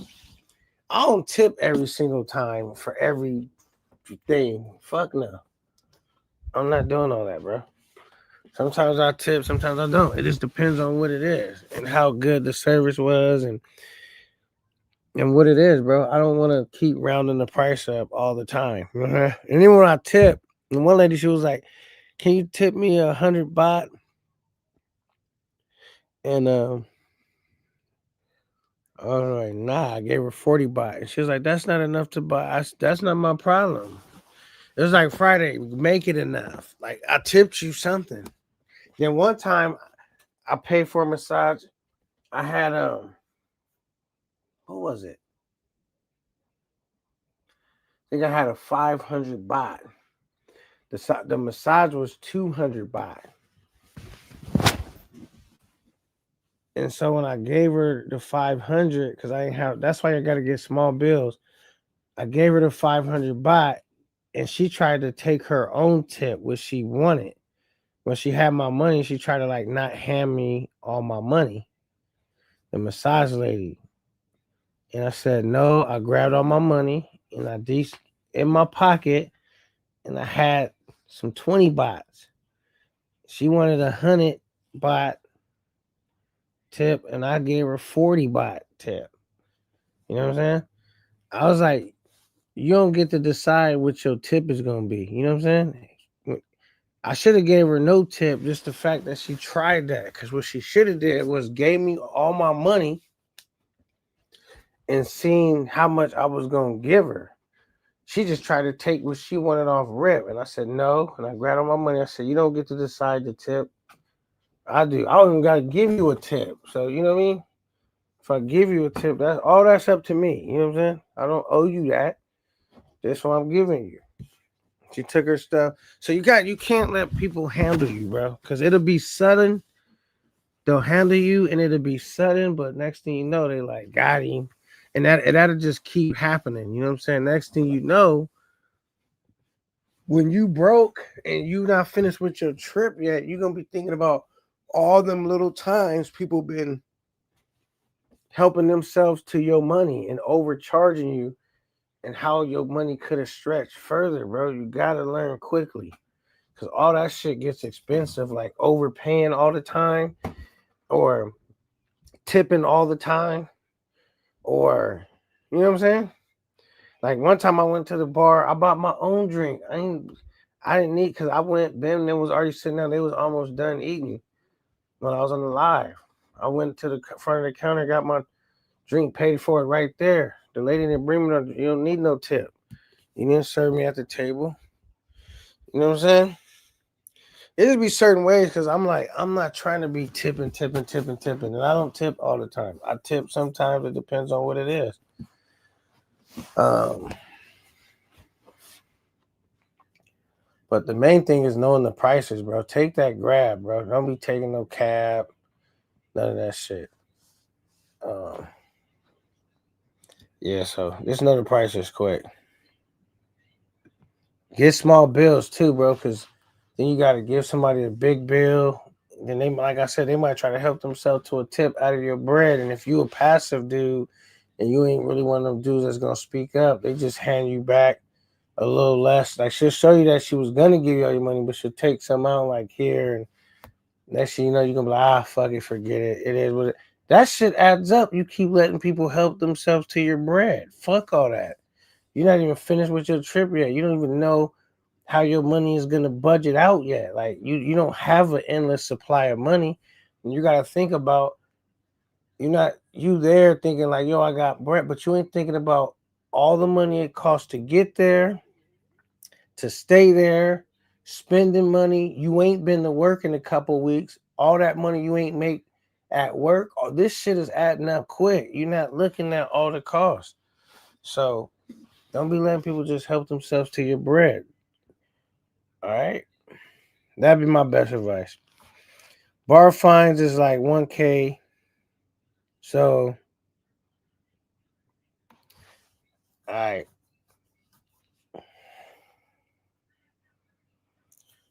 If you go to, I'm just gonna say this: if you go to go-go bars, your pockets, it's gonna be lightened quickly. You're not gonna be able to go to go-go bars a lot and do bar fines, bro. It's not cost effective, but that's where the baddest of the baddest chicks is in there. So you might want to do it like once or twice, but after that, bro, you better start going to where you can go spend 1,500 baht. You know what I'm saying? 2,000 baht. You want to stay in that price range. You know what I'm saying?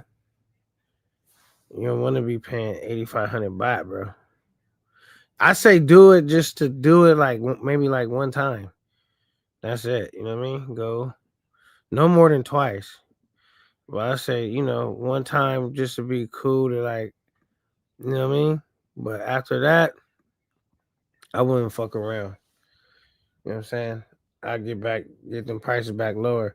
And then we ain't even talked about I'm not gonna go over the soapy massage yet. I'll do that on another live because I want to queue up because I actually got like some footage of the actual. But I don't want to give it all right away. I got some other shit too. I'm gonna break that whole shit down, but I'm gonna break all that down when I'm ready to queue up all my exhibits. Just put it that way. You know what I'm saying? Because that's gonna be fun, I think. But yeah. But make sure if you go, man. I'm telling you, I told the homies because it was like, what is it with K9 and these damn massages? And I said, bro, you gotta at least try the sober massage. There have been people that have been to Thailand before that on this trip that never tried the sober massage, bro. And they went and they said, yo, that was the highlight of my trip. I'm telling you, it's like the best shit you're gonna do there, bro. Get the fucking soapy massage, bro. Treat yourself. Um, that shit is lit. I'm Pop didn't even. He was like, "Yo, I'm gonna get one." Pop didn't even end up getting one, but some of the other fellas got one and they didn't regret it. You know what I'm saying? That was like that was the shit. He said a lot of hidden gems on Thai Friendly. You know what? I had downloaded that app, bro. That little fucking dating app. I think it's called Thai Friendly, but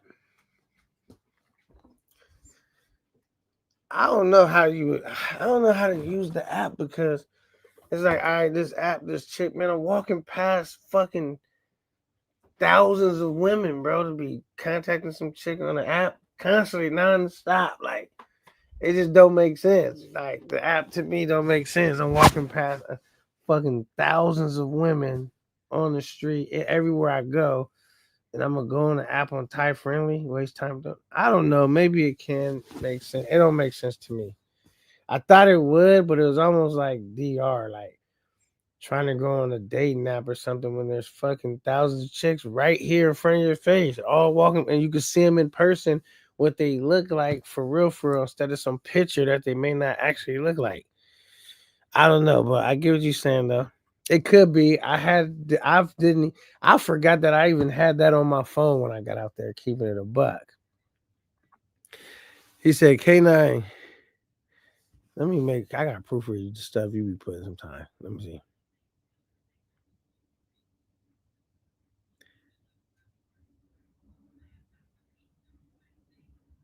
Okay. So he's saying he wasn't impressed with my trip. I'll read this because it ain't nothing too crazy. Said K9, your shit was alright. Nothing to write home about. Did you show more than those other bums? Yes. Your shit was still trash. Salute. I appreciate your honesty, John Analyst. You know what I'm saying? Uh, like I said, man, I did my best. Well, I don't think I did my best. I could have went a little harder, but I feel like I put a lot into like showing you guys. I put in a lot into filming, getting footage, and I felt good about what I was able to accomplish. Could have accomplished more, possibly. Yeah, not even possibly. Yeah, but I still think I accomplished and showed a lot. Yeah, but Fresh Boy says women message cute but are women massage is cute but are ineffective. Message is cute and ineffective. Uh Fresh Boy, I'm gonna tell you right now, there is like there was this one massage lady though. Like first of all, on the Thai friendly thing, just to finish that up, the Thai friendly thing, I ain't messing none of them chicks because I already looked at it. I got it on my phone. I was had matches, but it just wasn't hitting like that. I could just find like I'm gonna just be looking at these chicks and they're not gonna look like it's just gonna be. I just feel like it's gonna be a waste of time, bro. I'm not saying it is, but it just feels like it would be because I don't even know if she really looks like that for sure, for sure. And I'm gonna see all these thousands of chicks and I'm gonna see what they look like. But I do get what he says. It could be some hidden gems on there because you might see something bad. And you might just be in your room scanning through while you ain't doing shit. So I guess maybe it ain't a waste of time if you like doing just scanning through in your downtime. I don't know. I didn't try it, so I don't want to say it's a waste of time. But like when you moving out on the street, you damn sure ain't thinking about looking through no app. You know what I'm saying? Like they're here in real time. I can see what they look like. Yeah, but now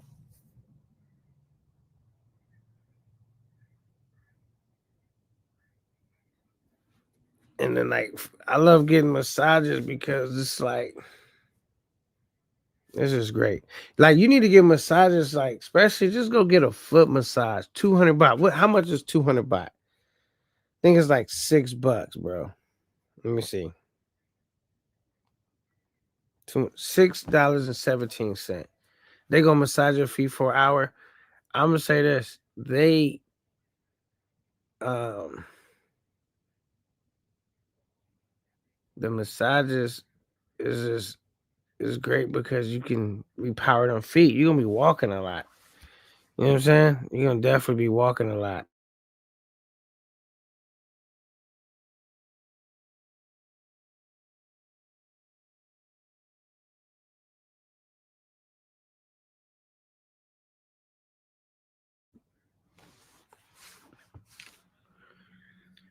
Yeah, but like I never really seen the point of like that though. Hitting them chicks on Thai friendly, and all that. But like I said, you could try it, message them, see what you come up with. But that's up to you. I'm not gonna knock it. Go ahead and try it. It might be effective though. I'm not sure if it's effective or not. I didn't try it. I'm just messing with you. I'm just messing with you, man. That's cool. I appreciate it. Now, like I said, man, I'm sure my trip wasn't like a 10, right? But now I'm not gonna say my trip wasn't 10. My trip was a 10. My content might not have been 10 though. Like just cause like it's hard to capture the thing, you know what I'm saying? But I think, like I said, John, and I appreciate you. I know you be joking and stuff. I really thought I went hard when it came to the content though. I feel like this content was better than my DR content. And shit, when I did the DR shit, it was like I had rookie of the year. But like I said, I probably would have went harder on the content if like Like, say if I would have did a fully funded trip, then I would have felt like I gotta over deliver. But I felt like for what I had going on, I feel like I over delivered for like me just taking y'all along on my vacation. I felt like I over delivered. Um, Fresh boy, effective question.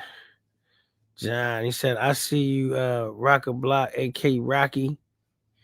He said, laughing my ass off. I see you too.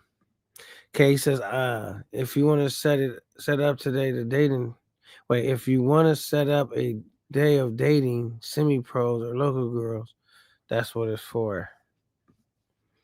Says a lot of YouTubers can't take critiques. Nah, I can. That's what I said. I ain't really, like I said, like when it comes to like rating my trip, I can't say what my content was because that's really for you guys to decide what y'all thought about the content. I could just tell you what my trip was, like my experience. My experience was a 10. My experience was like out of control, fun. And was I able to film everything that I was doing? No. And all the actual fun I was having? No, but I was able to capture some moments. And but yeah, so it was I definitely felt my Thailand trip was better than my DR trip. And I felt like my DR trip was the shit. So yeah. Said it's hard to record certain things in Pattaya. You delivered, bro. Appreciate you, fear no evil. Yeah, man, that's what people don't understand, bro. It's very difficult to film out there, bro, because it's so friendly to film, but you could fuck your channel up doing that because they dress too revealing, bro, and they act too sexual. So it's like you're taking a major risk, bro. And I work too hard to get my platform where it is.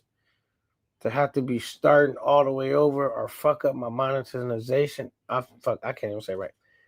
Or to be fucking up my monetization over pushing the content too far. Like I don't want to fuck my channel up, bro. I work too hard to get where I'm at. So I do play it a little more safe, but I do try to find moments where I could still get some pretty cool content. Like I got some shit on my phone that I just filmed that I can't even put on YouTube. Like I said, I want to keep reiterating this. Shout out to Pop. He was out there he was fearless, bro, but he fucked around and got a strike, bro. And out there, bro, and I knew it too. Like, I didn't know he was going to get a strike, but I just knew it wasn't safe to film like on a live like that, bro, because the way they're dressed and with some of the shit that they be doing, I was like, hell no. Thank God I was trusting my instincts. Because unfortunately, the homie Pop, and I like Pop. Pop's cool as fuck. But fuck, man, his shit got hemmed up because of that shit. It's just like, you just gotta be careful, man. You just gotta be careful. Says can't make the subs happy. Real talk, no matter what you do. He said monetization is everything. Fuck these niggas. Yeah, I mean, because if you ain't got your shit monetized, that means you up here working for free, literally, because it's way harder to get people motivated to the point where they're gonna send you cash apps, bro. Most of the time when people support your platform, they send super chats when they want to engage with you. So if you fuck that up, it's like now you hustling backwards. And it's just like yeah, you just gotta be careful, man. Cause you see a lot of people that fuck their platform up. As soon as they fuck it up where they can't be monetized no more, guess what happens? They slowly but soon and surely the platform come to an end. Cause now they're not getting compensated for none of their time now. They just up here all day for free. You know, like even the people that want to support them can't because they done drove their channel into a ditch. You know what I'm saying? And I'm like, it's not worth it, bro. We gotta go through too many hoops, obstacles. You know what I'm saying? And it's not that serious. But I always say, man, everybody platform, to each his own. Um, they have to do, they got to make their own choices. Um, it's very easy to get your channel fucked up. Not even just the monetization, other ways your channel could get fucked up too. Um, like somebody else's channel got hemmed up. I'm not gonna speak on it because I don't think they spoke about it openly yet. Um, so I'm not gonna run their business in the street. Only reason I use Pop as an example because he already said it on the live. He already put it out there. So that's why only reason I spoke on that. But the other person, that's another person I know ran into some issues with their channel.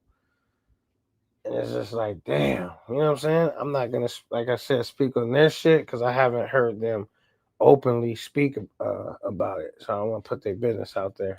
Now, if I hear them speak about it openly online, then it'd be a little different. So, yeah, I ain't going to run their business like that right now. All right, so who we got? Smith says is Super getting jacked Brazil real or he faking? Or is he a freaking fraud again? To be honest, I have no clue because I barely heard about that this morning when I tapped in over there T Wood platform. What up, man? Welcome back, G. Thank you. Yeah, I barely heard about that this morning when I tapped in, and so I don't know enough to speak about it. You know what I'm saying? So I don't want to say like I barely heard some of the stuff they was talking about, and I didn't even go watch what he said, what happened. I didn't see what happened. So to answer your question, I don't know. I don't know enough about it, but yeah. So hopefully, he didn't really get jacked. I don't know, but if he did, gotta be careful. I guess you know what I'm saying. Smith says, "Is Super getting jacked in Brazil?" Is that okay? I think I did that one. Okay, it's the same one. Super is a liar, not an actor.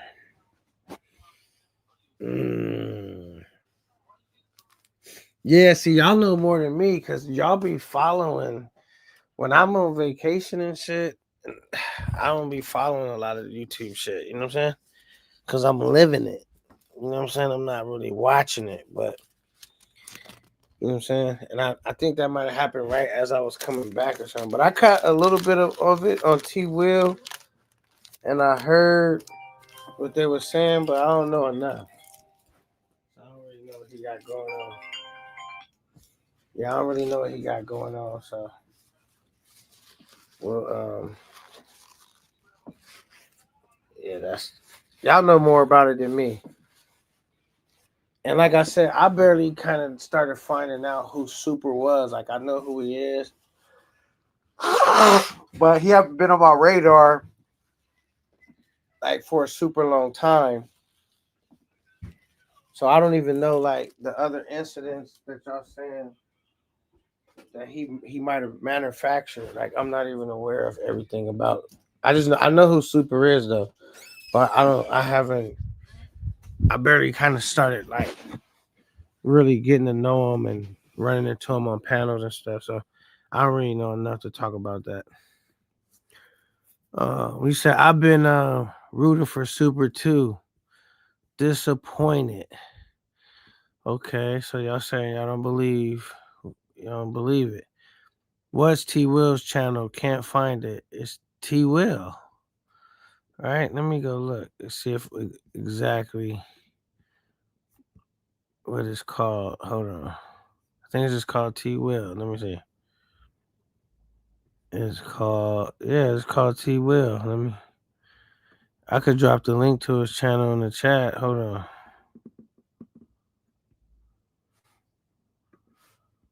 Copy. Boom. All right. This is I just put T Will's channel in the chat, so you can find it now. I just dropped a link to his channel right there. Yeah, so you probably gotta ask T Will if his shit's fried or not. I don't know. He said found the Line Man channel. Well, that's the one that's his channel right here that he be on. This the one that I just dropped right there. All right, he said thanks. Yeah, that's his shit right there. Shout out to T Will. You know what I'm saying? Here, let me drop my boy. Who else is in here on drop? Let me drop Rock's channel in here. Let's see. See if I can find Rock's channel real quick. Y'all can go fuck with Rock too. Let's see. Where's Rock? I gotta scroll through these.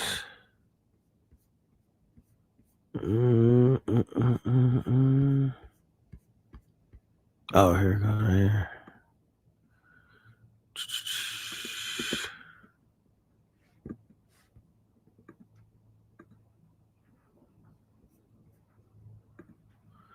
All right, let me see.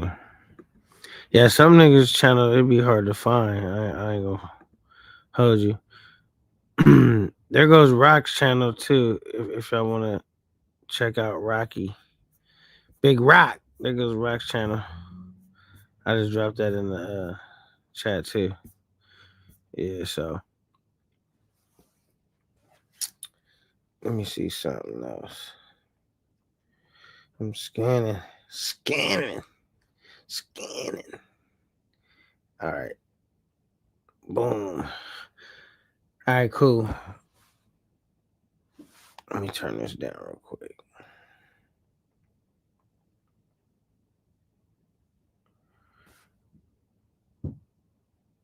Yeah, man.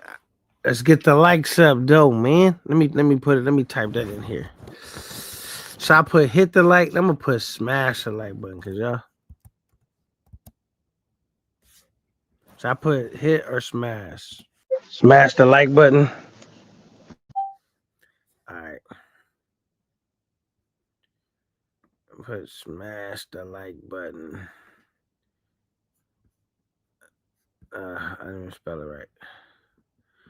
I'm gonna do it again.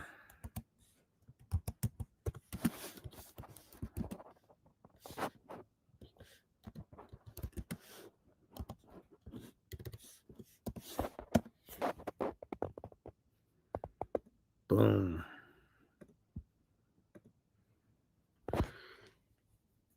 Smash the like button, man. All right, so what else I got for me? Cause I'm all my little exhibits and shit. I'm gonna get those together. Probably later on the day. Work on some shit tomorrow. Definitely this weekend.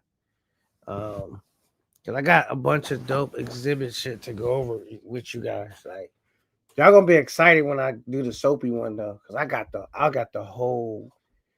As much as I could get on that, you know what I'm saying? As much as I was able to get on that. So I think that's gonna be cool. I think that'll be a fun one. We're gonna definitely unpack that. We're gonna do a soapy breakdown. I'm gonna break it all the way down to the last compound, you know what I'm saying? And so that's gonna be dope. Only thing would have been doper if I could have got I think I might got a part of that. But yeah, I got some. Like I said, I got some exhibits for that. I got a bunch of little exhibits. I'm gonna do that its own little separate shit. Like, cause I want to queue all that up and have it ready. Like, I don't want to be trying to queue everything up live. I'm not prepared. I gotta go through it. Then I gotta organize everything so I know what I'm talking about.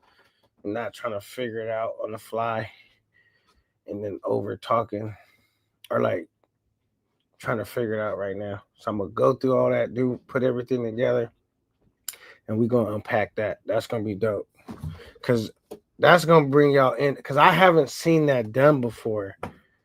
I've seen somebody show with a soap, like they let them film some of the soapy shit, like not even the real soapy shit where they do like a fake thing where you kind of don't even really get what it is, but you kind of could tell. I mean, it was good, like what they showed, but the way I'm gonna break it down, it's gonna be good too in a different way. Like I haven't seen no one break it down the way I'm gonna break it down. He said, "What's your Friday channel with the girls?" Like, what's your Friday channel with the girls? It's called the Party Line. But the Party Line is I gotta revamp. I gotta redo it, man. I gotta restructure it because we just had a couple things come up where like I lost basically two of the girls. Callie, her work schedule changed, so she's not gonna be on the show no more. So we lost Callie, and then you already know what happened with Kyla because I kind of already talked about that. So you know what I mean. So I gotta find like Mercedes. Everything's still cool. I haven't talked to her. I need to actually hit her up. But everything she was the only where everything was still good with. But so I gotta redo the Party Line. I gotta find some more cast members, some dope cast members, and I ain't giving up on it, but I gotta redo it. So it's all good. Salute K9. He said, "Did you have a good trip?" DJ Money, salute. I had a great trip. Not a good trip. I had a great trip. You know what I'm saying? Much out of 1 to 10, my shit was 100. You know what I'm saying? My shit was great. It wasn't even good. You know what I'm saying? I can't even downplay it like that. Even if I wanted to, it was so good. I was blessed and happy to go. You know what I'm saying? Just happy that I was able to make that trip and be a part of it. Met a lot of cool dudes, cool people along the way, and yeah, so it was dope. It was dope. Oh, did I see Teddy in here yet? I didn't think I seen Teddy yet. That was Jay Meads in the pink. I can't wait till I run into my guy Teddy. I want to give him a special thanks for making the Tiger Park happen, but I'll catch him when he come in and make sure I let him know. Said what happened to Kyla? You got to go back and look at on the live. I already talked about what happened with Kyla. Let me see, what live was that? I don't feel like re-explaining all that because it was just a messy situation, so I don't really feel like going through all that. But if you go back and look and watch the live, what live was that I talked about it? I think it was on the live where it says, let me see if it was on this live real quick. Hold on. What does your video sound like? Go to. I'm gonna see if I can find it for you. You could go rewatch it, and cause I don't really feel like unpacking that no more. Let me see. It wasn't. I didn't go off their word. All right, so I found it. The the live is called Down Bad in Thailand. I know that was one of them where I think I explained it, and it was another live too. It was a couple of lives where I talked about. I know that one it came up, and I don't really remember what the other live was where I talked about it before that. It could have been. It could have been K9 checking in from Thailand. But I know I talked about it some on. You just got to go through it. I know I kind of talked about it where it said down bad in Thailand. You know what I'm saying? So when you want, you can go watch that later. Yeah. He says, "Bring my girl Vanity back."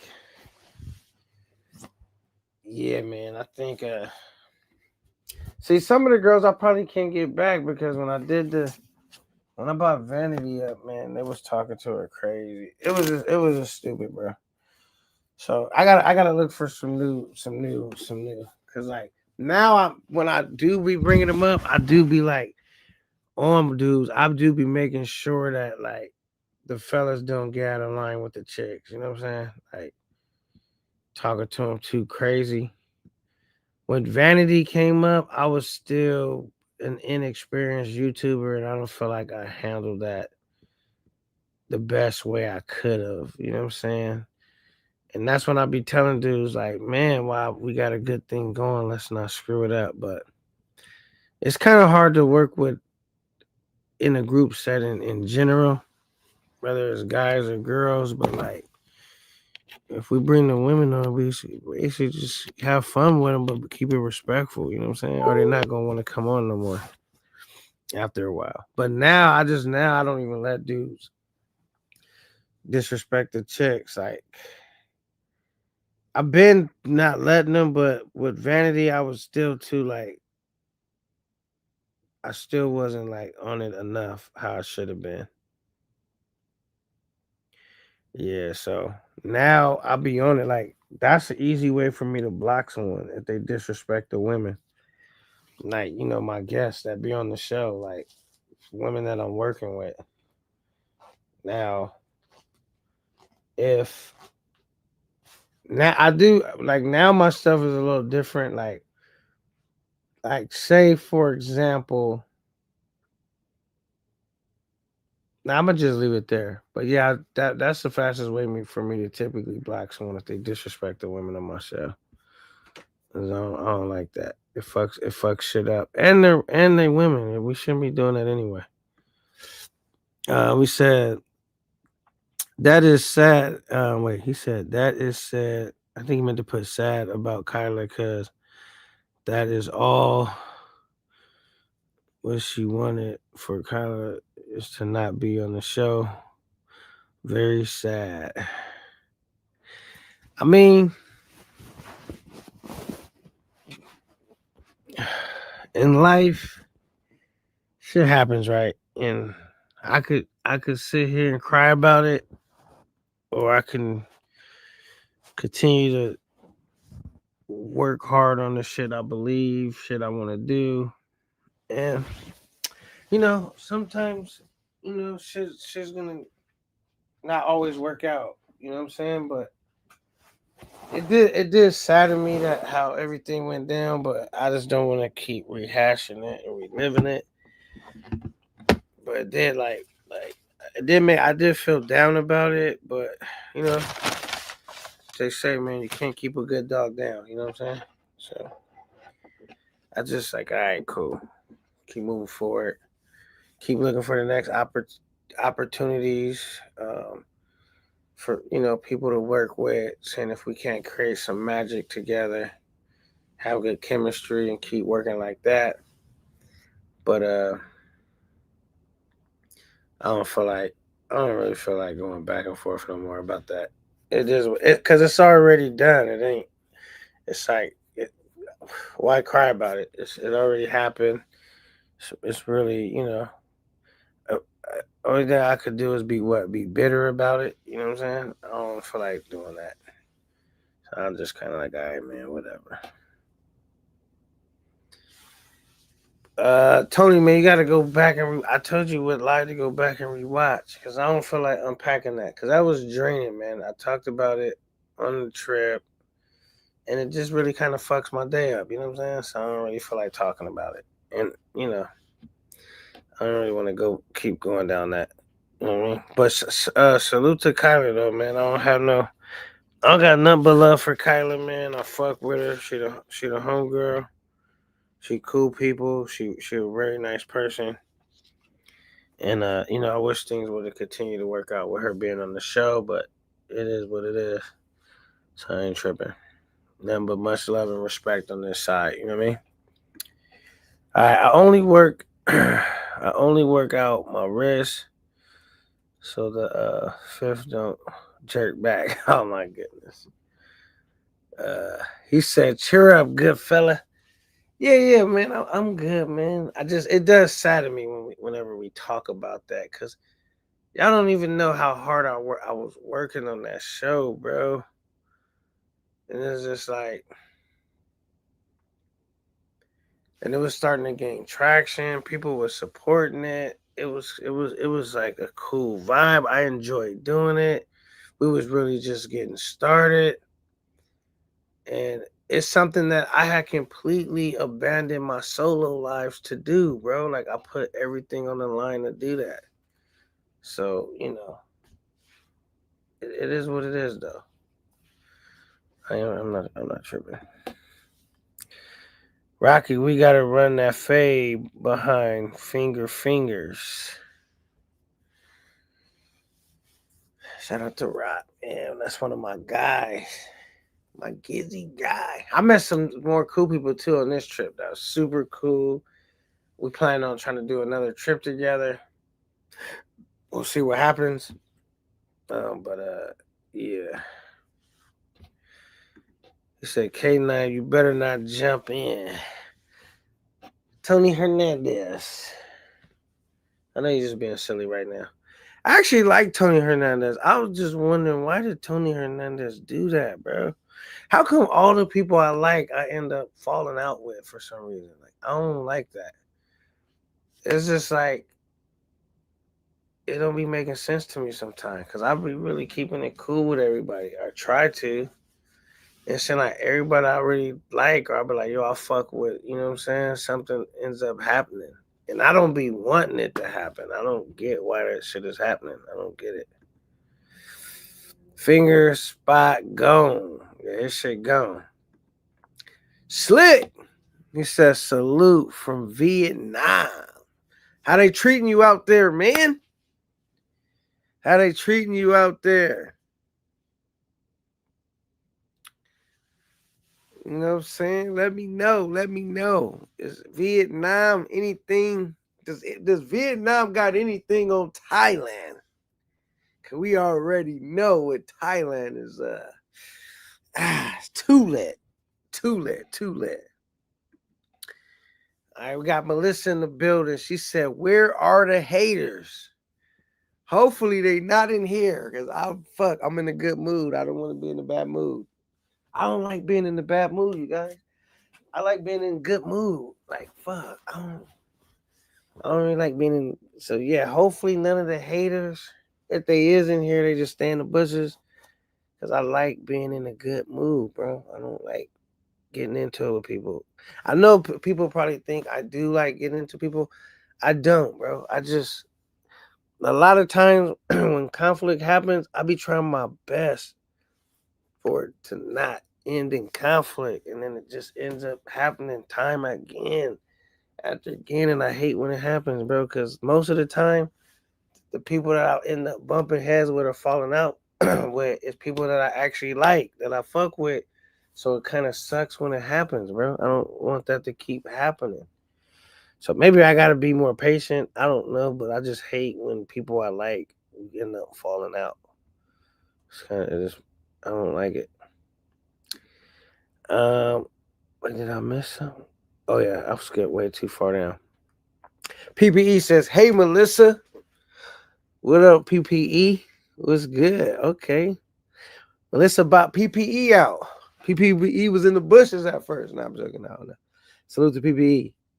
Uh, he said, I obviously heard Rocky. I obviously heard Rocky reading Ben's chat before I put we need to. Yeah, but that's not a way you play, bro. Cause it's too many of that shit actually happening. You don't see how many niggas channels is getting fucked up, bro. That shit is too easy to happen, bro. It's like that's like when you joke, it's certain ways you don't want to joke. It's like because it's not gonna be funny. Like some stuff niggas joke and say it be funny, even if it's not nothing nice, and they might say it about me. I could still see the funniness in that. But my platform, bro, it's like I'm one of the dudes that try to play it safe, so I'm doing everything I can to protect my shit, bro. You know what I'm saying? So I'm definitely gonna find that concerning. But I do like Tony Hernandez. That's why I'm hurt that happened, bro. Not gonna say that was soft for me to say that. I don't like getting into it with people I like, bro. I don't like that because it's like I'm trying to be cool with everybody. Like let's like, I mean, not everybody. Like not my ops, but like fuck, if we not ops, like let's keep it cool. If I'm showing you nothing but love, I ain't. You know what I mean? She said, I can't see. Is that a? Oh, it's like a wink. Okay. I know I'm blind. I have to try to enlarge it. All right. Shout out to Melissa though. Salute to Melissa in the building. Slick says it's cool, but ain't nothing on Thailand. Okay, okay. Thanks for keeping it 100. You know what I'm saying? I hope you enjoy it anyway. You know what I'm saying? We got to get another trip too, man. You know, I fuck with Slick, man. That's my partner, man. I met another real one, man. I fuck with Slick. I hope me and Slick never fall out, man. Cause that's one person that I was like cool on a hot day. I really fuck with Slick, bro. You know what I'm saying? I would give no homo, but I would give Slick the shirt off my back, bro. Man, like Slick was cool as a motherfucker. I'll fuck with Slick. You know what I'm saying? All right, DJ Money says hi to Melissa. Melissa, hi. Okay. Says no. I said we are haters. That's what happens to them. No, he says no. I said we are haters. That's what happens to them. Okay. Nah, I don't know. We everybody gonna pick what they I everybody gonna pick what side they want to be on. I just tell you this, man. This isn't fact, but in my mind, that's just what I think. I think I'm a good friend to have. Like, I don't see why someone would want to be at odds with me because like for me to be cool with someone, they don't gotta be the most popular. They don't gotta have the most fucking views or following or money. Like if I be someone's friend, I just be their friend. All I ask for them to be is genuine and not make it hard to be their friend. You know what I'm saying? Like because you're doing shit like typically almost everyone I fell into it with, I didn't spoke to them behind the scenes or try to talk before if I see it even kind of going like left, I always try to be like, let's not let it go left. I'm always trying to stop that from happening. Now, am I always successful? No, and it kind of kills me because sometimes I feel like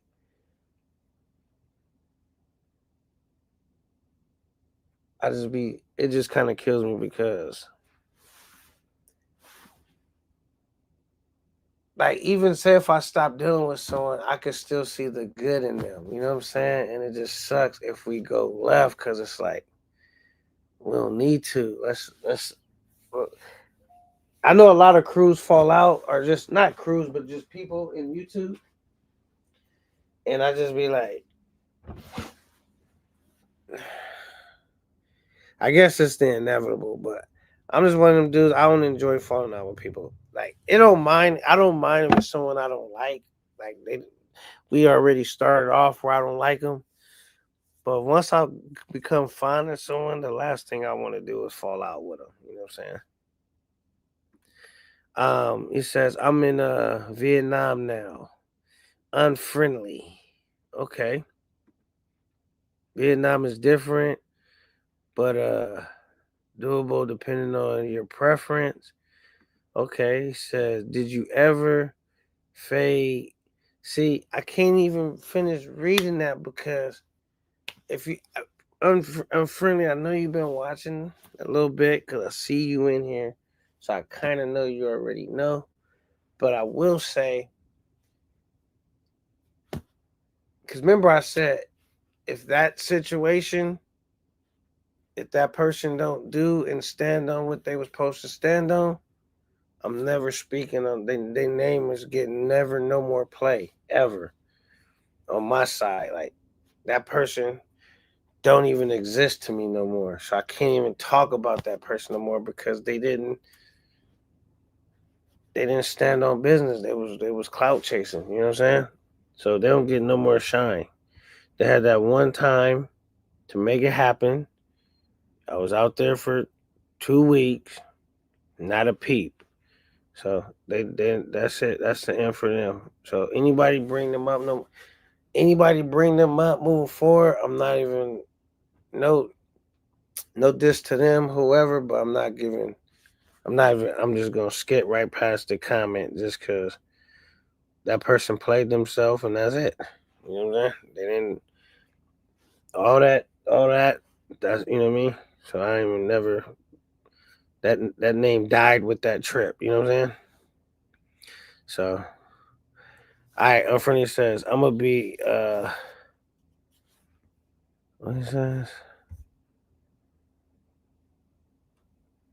Okay, I don't even know that is that somewhere in close to Vietnam. And tune in to the lives, K9. All right, let me make sure. Drop the link to your channel here. Do you know how to do that? Is that what your channel is called? Unfriendly. And I gotta make sure that I'm like subscribed to your shit. If you want, drop it in the chat, man.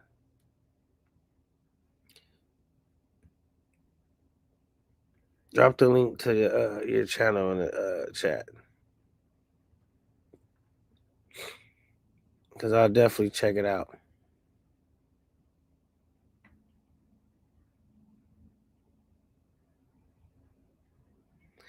Yeah, drop the link to your channel in the chat. I'll definitely tune in. Melissa says I like Tony too. And she put liked. I liked Tony too. Okay.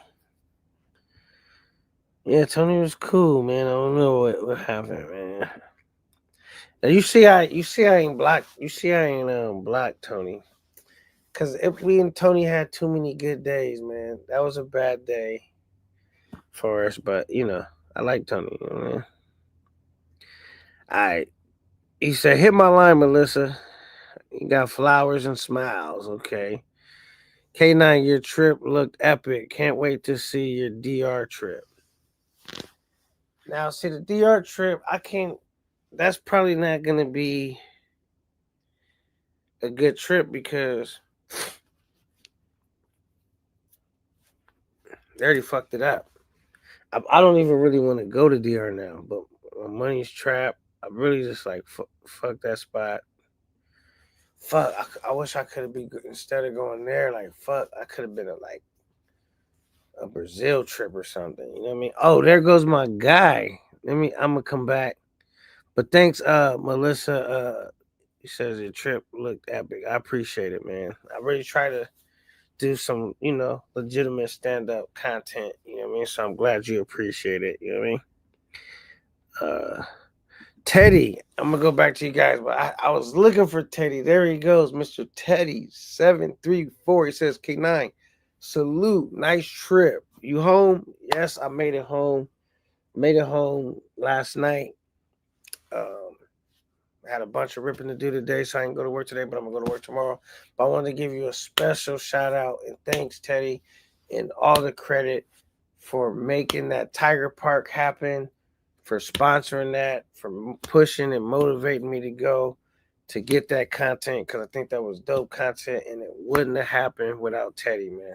So I want to give Teddy a special big shout out for making that happen. That means a lot to me, Teddy. And because I definitely got some good footage and the people enjoyed that content. And like I said, that wouldn't have happened without Teddy. So thank you for making that happen, Teddy. Appreciate you so much. Um, and I was looking to tell you that I have been saying it already in the live, but I hadn't seen you in the chat. So I wanted to make sure I let you know that, brother. That meant that a lot. I meant a lot for you making that happen and getting me motivated to go. You know what I'm saying? To go do it. Because I wasn't gonna go do it if Teddy didn't push me to go. So that only happened because of Teddy. So salute to Teddy. Melissa says you are an excellent friend to have. Appreciate it. Yeah, man. I try to, I just like I'm a people person, so I honestly try to see the best in people. You know what I mean? Because sometimes I feel like sometimes what people have the sometimes people are a lot better than they actually know themselves. Like they just need somebody to like remind them or help bring it out of them. Because sometimes people's light don't shine as bright as it could just because you know they haven't got to the point where they have that ultimate belief in themselves yet, or they don't see how bright their light actually is, and they just need somebody to remind them or let them know. So I try to see the good in people and everything that makes them unique and special. You know what I'm saying? All right. So I appreciate that, Melissa. Unfriendly says, Melissa. Okay, this your channel? Okay, right here. He dropped his link in the channel. Let me go right here and find it on here. Hold on. So I can go subscribe to your stuff right now. I gotta go to on my other page real quick. Hold on. Go to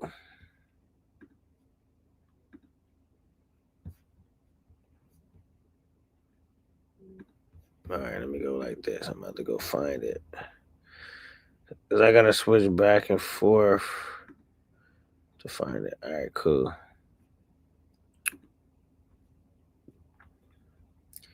Okay, where do you put it at? Okay, go to the channel. Okay, let me subscribe. I just subscribed to your shit. Boom. Hit the like. No. All right. See, let me browse to what you got. Okay. See some food. A lot of food shorts. Okay.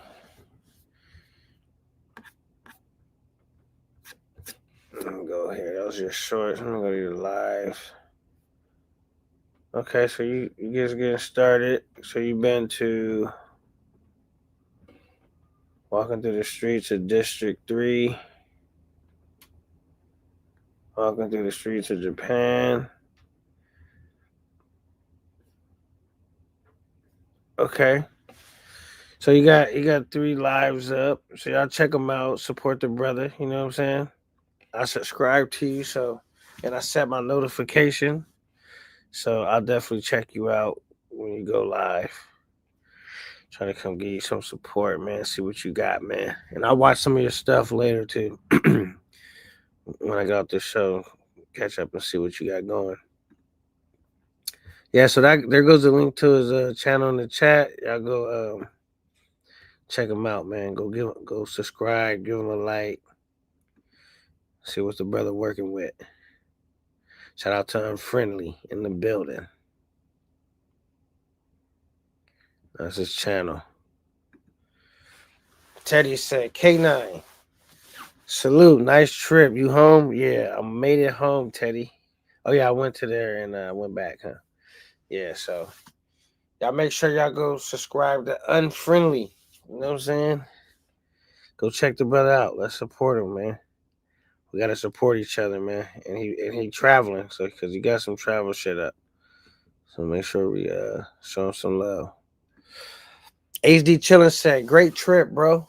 Great trip, brother. Yeah, man. I don't know if, like I said, if the content was as good as the actual trip, meaning like what I was experiencing, that I did a good enough job conveying what I was actually experiencing. Because you seen one clip that Keith just bust out. If I was seen on Keith's clip where I was turned, and that was some footage he had. I was just doing my thing, you know what I'm saying?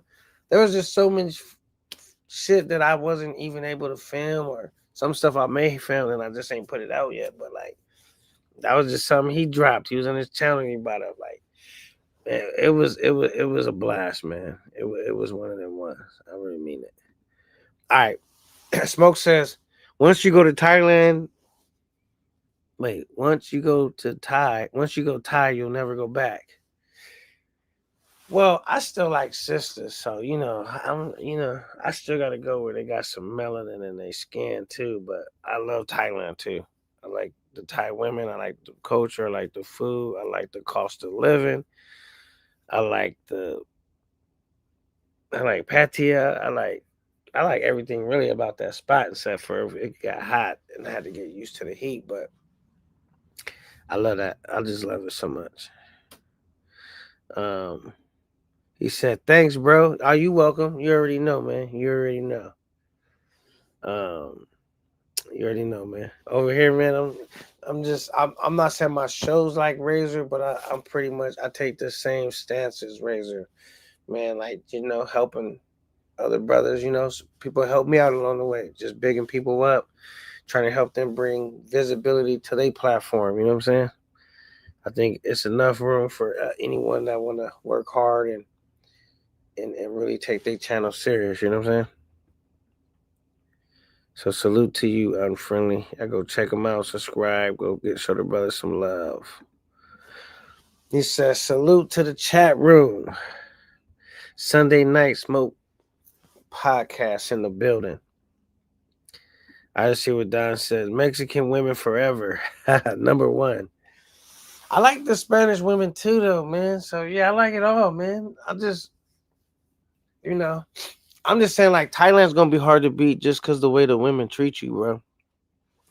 That in itself, like how friendly, how easy they are to get along, um, with that in itself is gonna be hard to beat. Cause think about this: would you have a 10 with an attitude, or 8 with a great attitude? I think that 8 is giving that 10 a lot of competition. Cause one thing, brothers, I know I can say on a unified front, we hate dealing with chicks that got attitude, bro. You know what I'm saying? I got bad, I'm not gonna say attitude, but they just difficult to deal with. You know what I'm saying? Or like to get along with.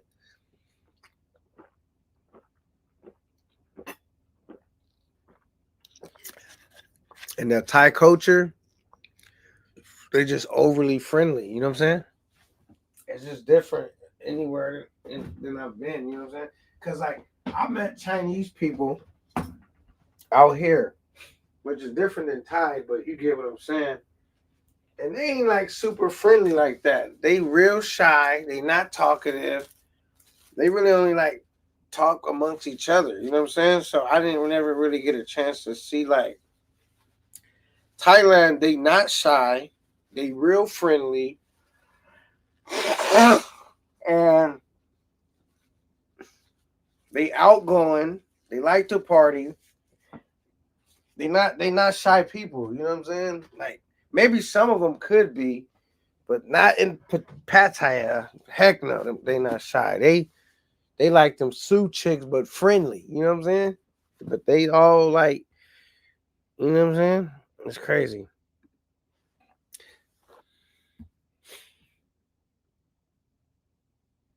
He says self actuation. Am I saying that right? Self actuation, actuate, actuation. Did I say it right, Smith? What do you mean by that? Self actuation, accusation. Oh fuck, I'm saying this shit all wrong. What does that mean? I'm fucking your shit up. I already know. Actuation. I'm saying it all wrong. Huh? Tell me what it means. I'm fucking your shit up. But yeah, man. So, I mean, when you go to Thailand, bro, like I don't remember dealing with like a lot of mosquitoes either. Like damn, I'm getting bit. Like I don't remember that happening. I don't remember dealing with a lot of dirt. Only time I remember dealing with dirt is at the party, man. Actually, I didn't even have to deal with the dirt because I didn't go. I didn't come in through the way with all the dirt. Like, thank God my driver knew how to get me to the party when I was able to bypass all that, but and get me out of there. But Yeah, Thailand. And look, you know what's crazy? They play nothing really but English music. So all the songs you know. They play all the American songs out there. That's crazy. That's all they play, basically. You know what I'm saying? So in DR is different. They don't really play like American music out there. They play nothing but Spanish music out there. So that was kind of different too. Go to Thailand, all they play is American music. You're gonna know every song they play. So that's kind of crazy too. Now, I don't know if you guys realize when we went to that bowling alley, man, that was fun, but it was rough because it was like it was just overly loud. Like, why is it so loud? Why is the music so loud? For one, it was just like it was a lot going on. It was so loud, and I couldn't even hear myself think, bro. It was so loud that we didn't even end up playing all the games. We had a whole nother game to play, and we said, forget it. It was just too much going on. Like, why is it so loud in here? But I have fun though, but they need to turn that shit down. It was just too loud. I'm like, yeah. And it was like some weird type music. Like how I said, they normally play English. It was like techno music or some shit. I don't even know what it was. It was annoying music and it was overly loud for no reason. I couldn't hear myself think at all. And it was funny because I was about to take Mac out and he started off sucking and he just got good out of nowhere, started beating us. I said, damn. Because I was going to make him take that street team shirt off and I was going to take it home with me. And, and I was going to harass Keith about it. But he stepped his game up and he started like, I'm like, damn. But even he was winning and he couldn't even be excited about winning because it was just too loud. It was too much going on in there. Because we was supposed to go to the movies, right? But we missed the movie, and I hated that we missed the movie because the bowling was fun, but I really wanted to catch that movie and the experience. Once I found out what it was about, that would have been dope. But it's still cool. Um, but I wish we would have caught that movie. But that was a dope trip, man. One for the books. I can't complain, man. Um, and I just look forward to my Colombia, my Brazil trip. I want to go to Amsterdam, Hako Beach.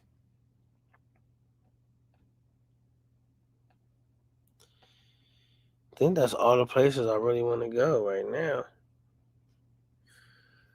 A spot I would have went to was Russia, but I wouldn't go now. You know what I'm saying? Like before all this bullshit was going on, I would have checked Russia out. You know what I'm saying? Because I think Russian women look good, but I wouldn't go now. Hell no. Like any country that's like really into it with the United States like that, like it's deep, I wouldn't go there. You know what I'm saying? So like if they don't like Americans, I'm not going. That's why I said Pop is a brave motherfucker. Actually, let me go check Pop shit out real quick. Cause he said he supposed to be in Pakistan. I don't know why I ain't getting no alert. Let me see. Did he go live yet? Let's see if I can find this shit. I need to be look. I want to see that Pakistan shit. Cause that's oh yeah, he a brave soldier for trying to do that all that. Um, let me see.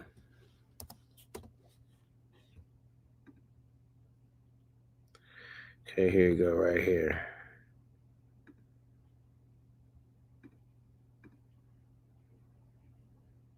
Live. Oh, he didn't go live yet. It says he was live 10 days ago. That was to India. Yeah, so it don't look like he been live since he made it to Pakistan yet. 'Cause I want to see that. Well, I'll keep my eye out on it. Yeah, so okay, he ain't made it there yet, or if he did, he ain't went live yet. Yeah, man. So I'm gonna drop the link one more time. Anybody want to come rock out? Y'all can. In a minute, I'm gonna, get ready to wrap the live up. Just cause I don't plan on making this a marathon live. So I'm gonna go hit the gym and do some other shit. I could take the show on the road, I guess. I don't know. I probably don't want to hang out at the gym. Because I could chop it up with y'all at the gym, but I need to go hit the gym. Because I ain't hit the gym since I've been to, since I was in Thailand, you know what I mean? But I did a lot of walking though, so that was still cool. But I need to, pump some iron, hit some of these weights. And yeah.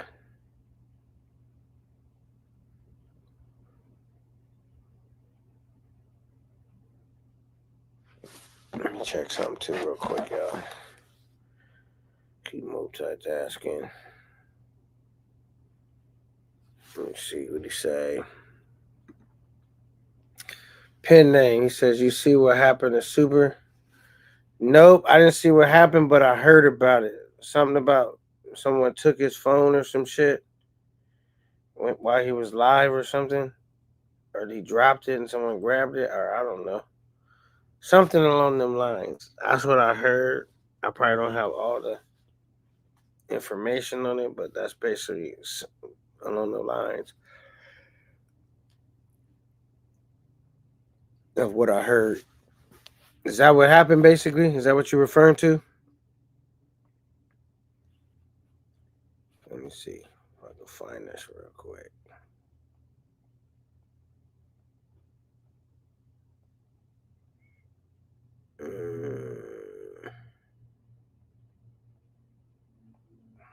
Where's it at? Okay, Smith says, highest level human development believes and achieves. Okay, that's what that meant earlier, what you were saying. Okay. Um, Man, I wish when I had good eyesight. Fuck. If y'all got good eyesight, cherish that shit, bro.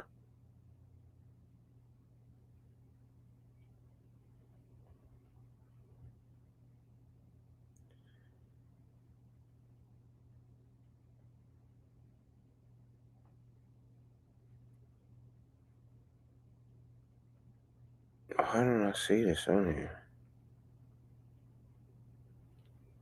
I think this might be it. No. Oh, right here. I'm like, I don't know why I couldn't find that. All right. He says he drunk something laced with something. Did he? I didn't hear about that. Um, that ain't cool.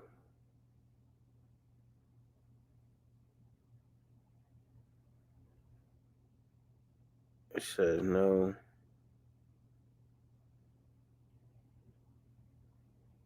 Damn, I hate when that happens. I'm gonna stop. I'm gonna stop flying. Okay.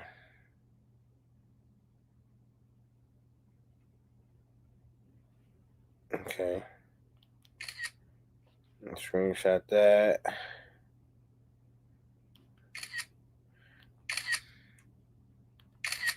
I'm gonna get all these together. Okay.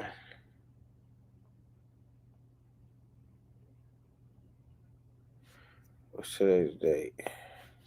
All right. I was multitasking real quick. All right. He says he was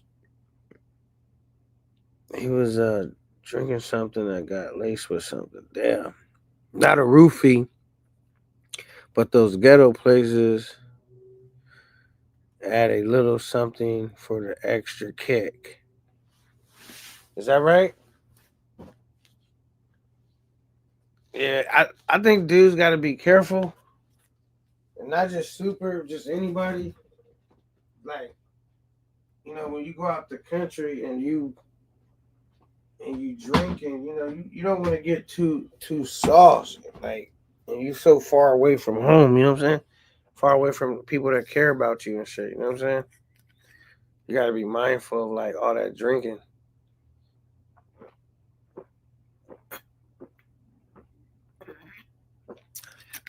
And on top of that, you got to be mindful for where you set your drink, all your shit.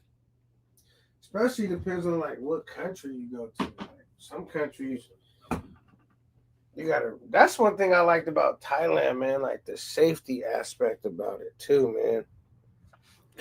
It's like really safe out there. Like as much as those people try to hustle you, I done seen people drop money or like forget to get their money out the cash register, run out. Hey, you know what I'm saying? Like they seem like really honest people, but I still have my guard up and alert, like, cause I take my street savviness with me everywhere I go. Like, you know what I'm saying? But I did notice that, like, they seem like really trusting people, but it's always gonna be like somebody that'll try to get over anywhere in the world though. So I keep that savviness about me, but I did notice like Thailand feels like a super duper safe place. You know what I'm saying? So it says safety is number one in travel. Right. You wanna make sure that you maintain that, and you can't maintain that if you're drinking too much. Because like when you're drinking too much, you typically don't make all the best moves. You're typically slacking in some type of way or vulnerable in some type of way. And at the end of the day, man, it's like if if you're fucked up, people can notice that about you, and that may make somebody want to select you as a target because people typically go after what easy targets. You know what I'm saying? So you don't want to make yourself an easy target by you know having too much to drink. You know what I'm saying? I'm not into telling dudes what to do, but I'm just saying at a one traveling brother to the next, I would hate to see something to happen to anybody. You know what I'm saying? that leave and because I want us all to go somewhere and make it back safely, but you got to do your part, man. And part of that is not consuming too much alcohol, bro. You're not in the states. Even in the states, I don't like consuming too much alcohol, bro. I don't think it's never a good idea, bro. You know what I'm saying? Especially when you leave out the country, but you know what I'm saying? Like, because think about this. All it takes is for you to make one wrong fucking move, bro. And you let somebody get in a position where they could take all your valuables. You know what I'm saying? Or something along them lines, bro. And it's not, once that happens, it's not going to be funny no more. Because you're going to see how hard it's going to be in that country once someone jacked all your valuables. You're not going to be in a good spot. You know what I'm saying? And so, um, but that's why me personally, I like to pay my stay ups wherever I'm stay. Like, on this trip, I got two different rooms booked, right?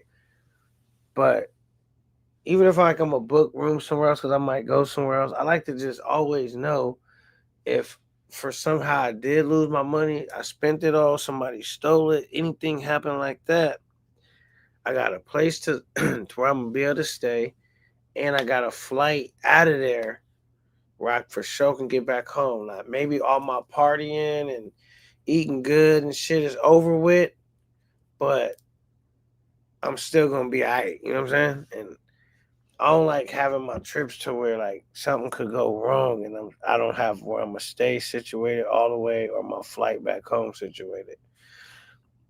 Cause I like to have all that situated though.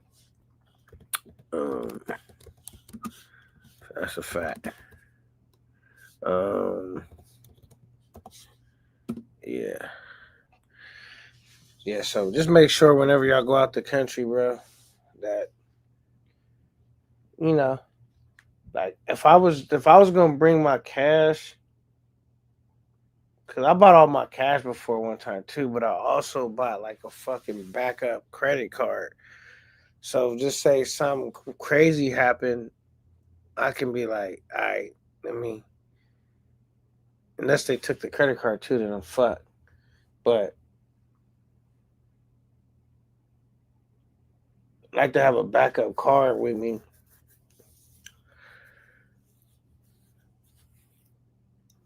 And I keep all my shit locked up too. Like, for example, before I don't like putting up all my shit. Like, I got gas and now I'm putting shit up. I like to have all my shit already put up. You know what I'm saying? Like, I have all my shit already put up. Fuck all that. Smith says, salute K9. Congrats on your trip. Solid content.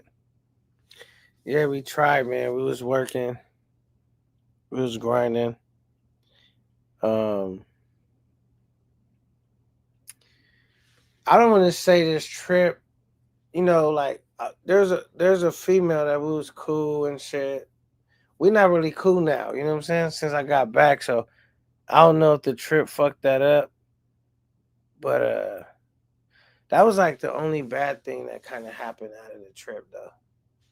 Got back, shit is kind of like but at the end of the day, um, but you never know. You know what I'm saying? Could have been some other shit, which I think it was, but I don't know how much the trip contributed to that. I don't really think the trip contributed to it, but there's no way to know. You know what I'm saying?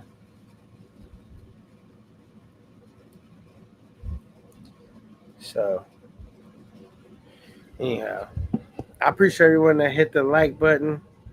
We at 36 likes. We always gonna still aim for 100, but even if we don't get it, eventually we'll be getting 100 likes consistently.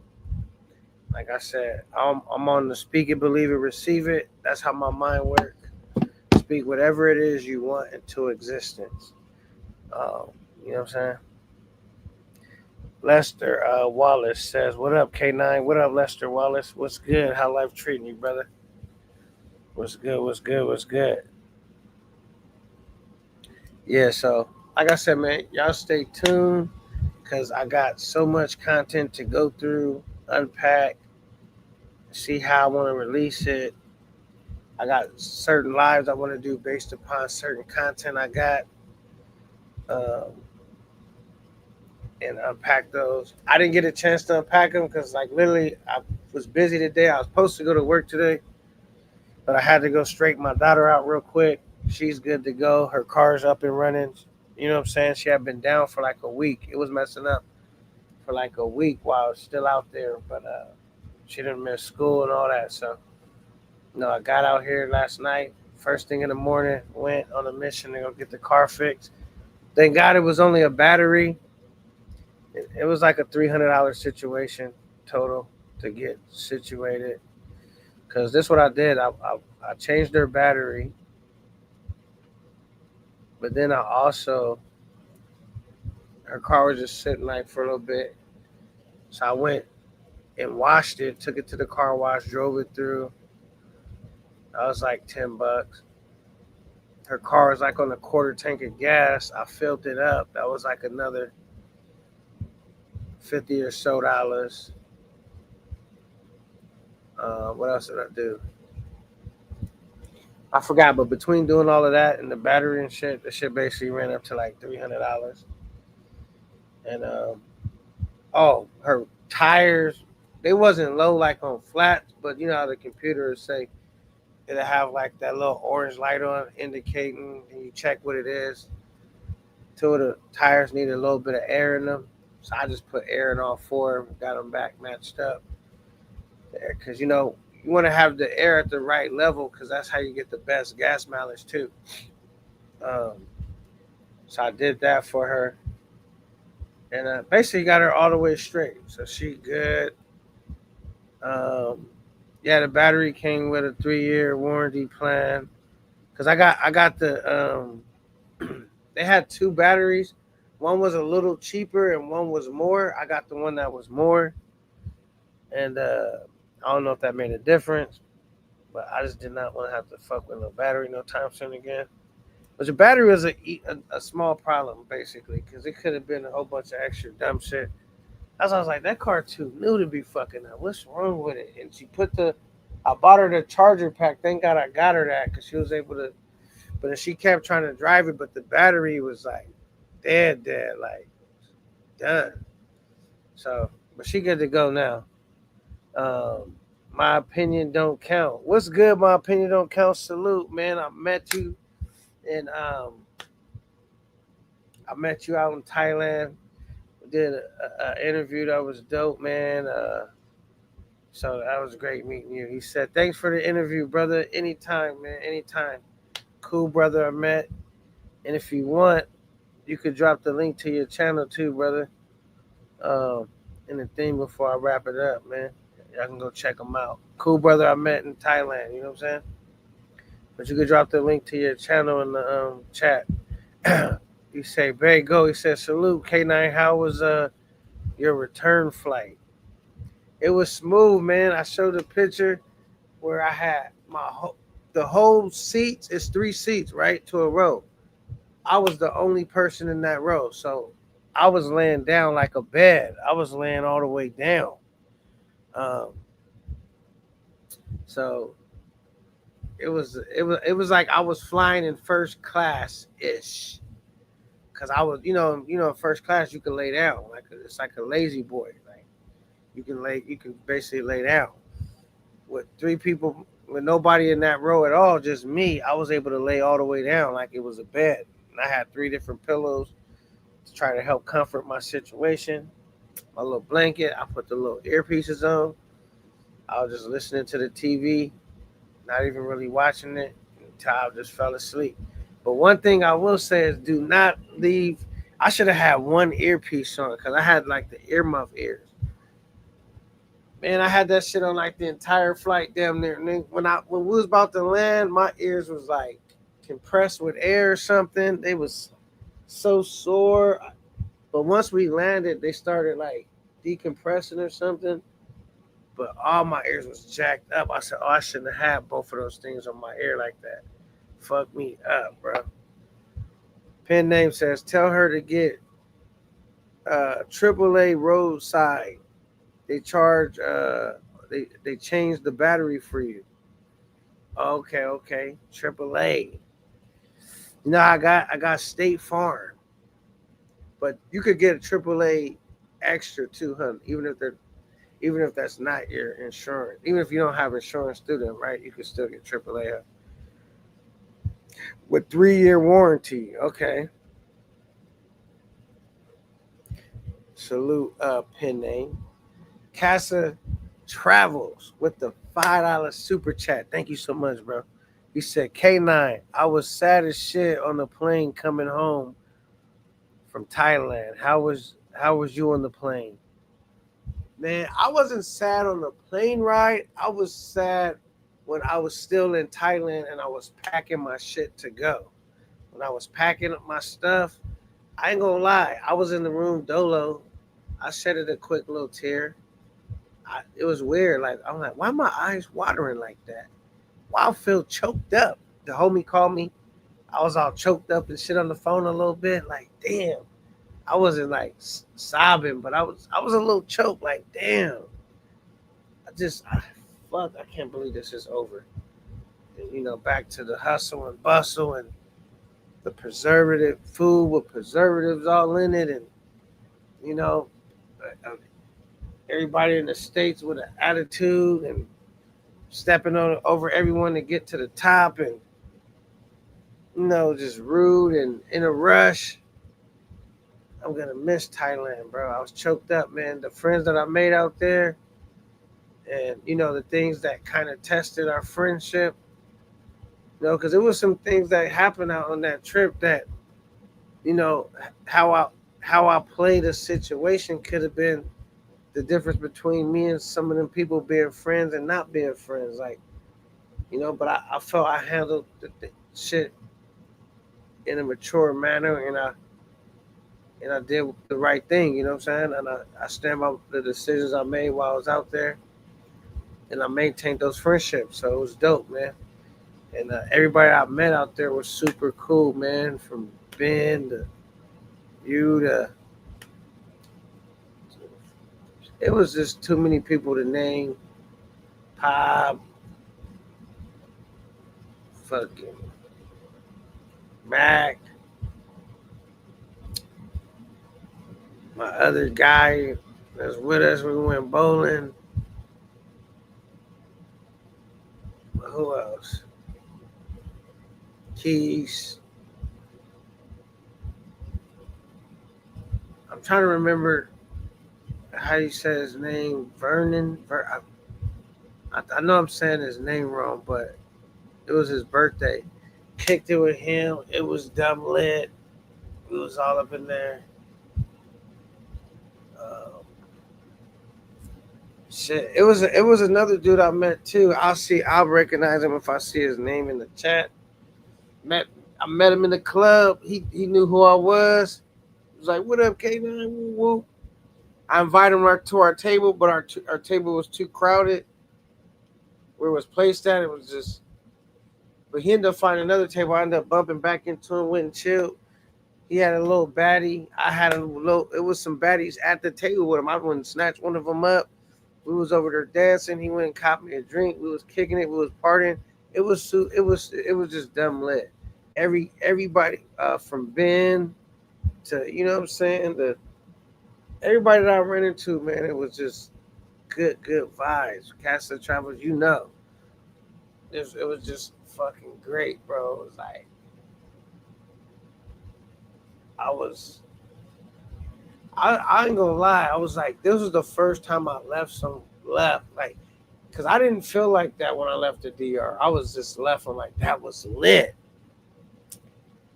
I wasn't choked up when I left the DR, but I was definitely choked up when I left Thailand. You know what I'm saying? Cause I feel like when I went to the DR, I went to like a neighborhood, like a ghetto, but they happen to have like an island right there, or a beach or whatever, like an island, and but it felt like the neighborhood being in the ghetto. So with some bad, fine homegirls from the hood or something. So I wasn't choked up when I left there.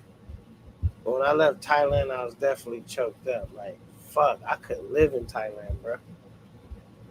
Like, that's a fucking dope spot. And I really could live in Thailand. Oh yeah, thank you once again for the $5 super chat. But to answer your question,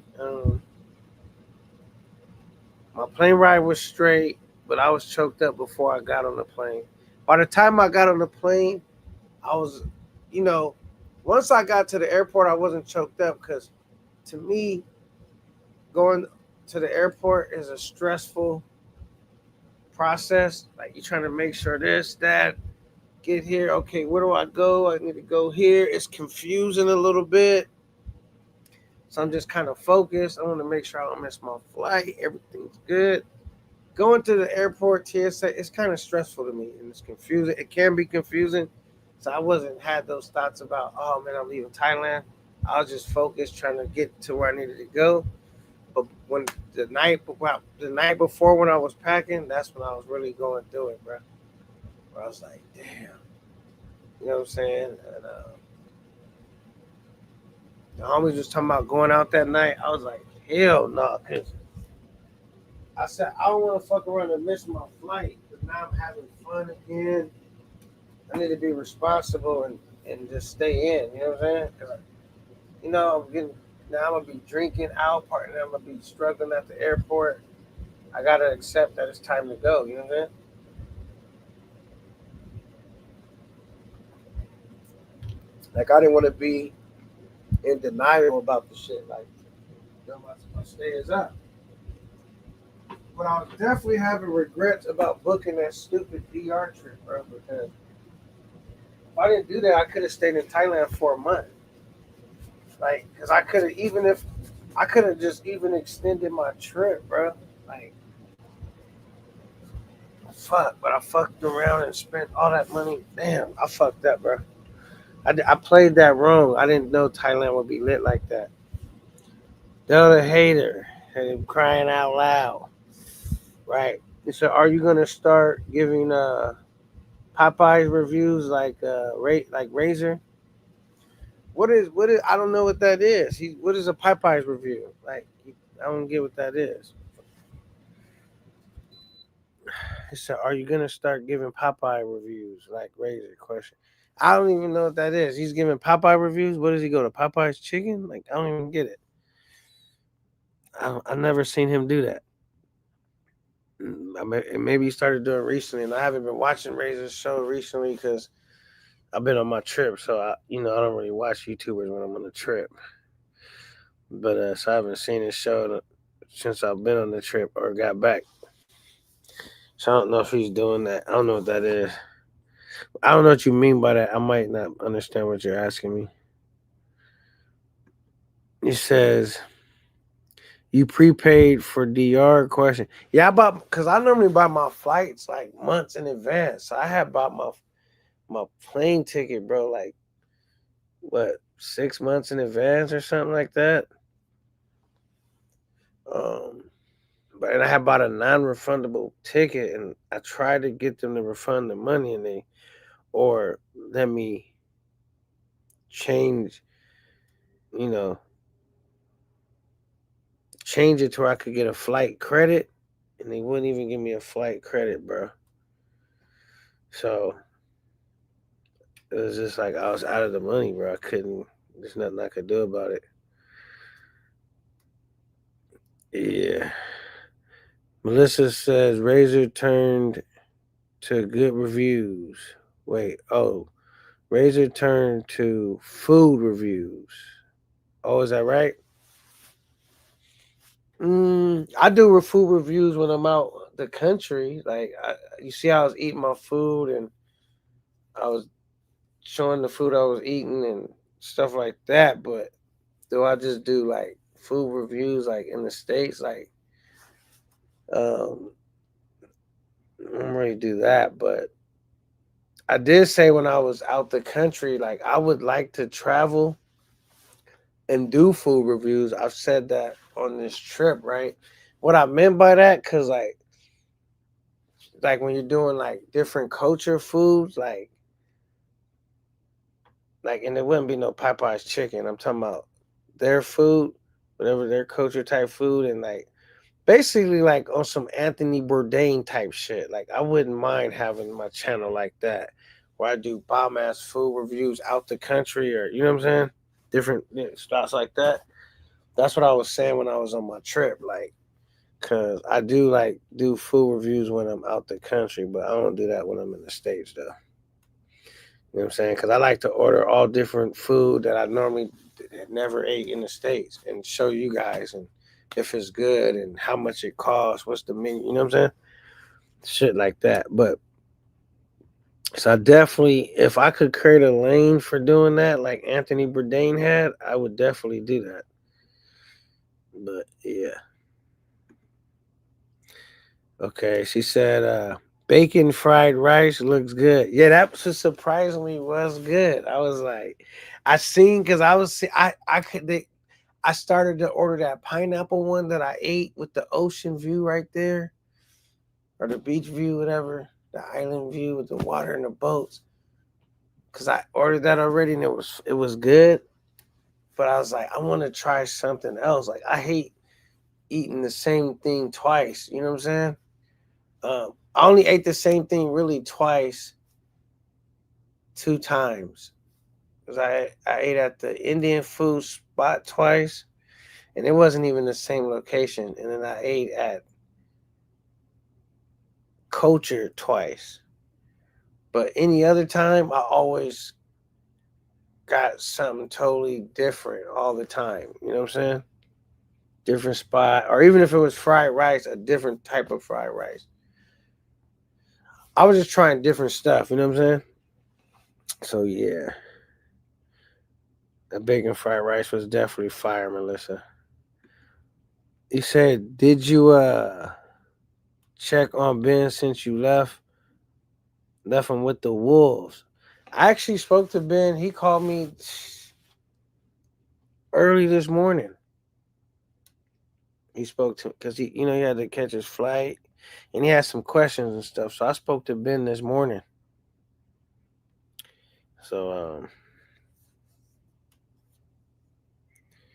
yeah. So Ben is doing all right. He had to, you know, because the way Ben did his because he didn't. Me and Ben didn't leave at the same time. Like our dates for leaving. Like we didn't leave. We didn't leave Thailand on the same day. I left before Ben. Ben stayed like a day or I think a day longer than me. Yeah. So,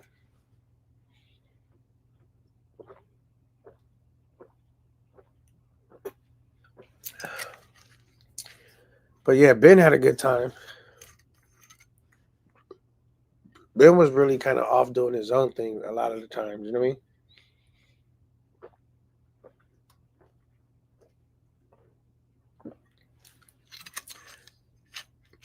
I think everybody on that trip had a good time.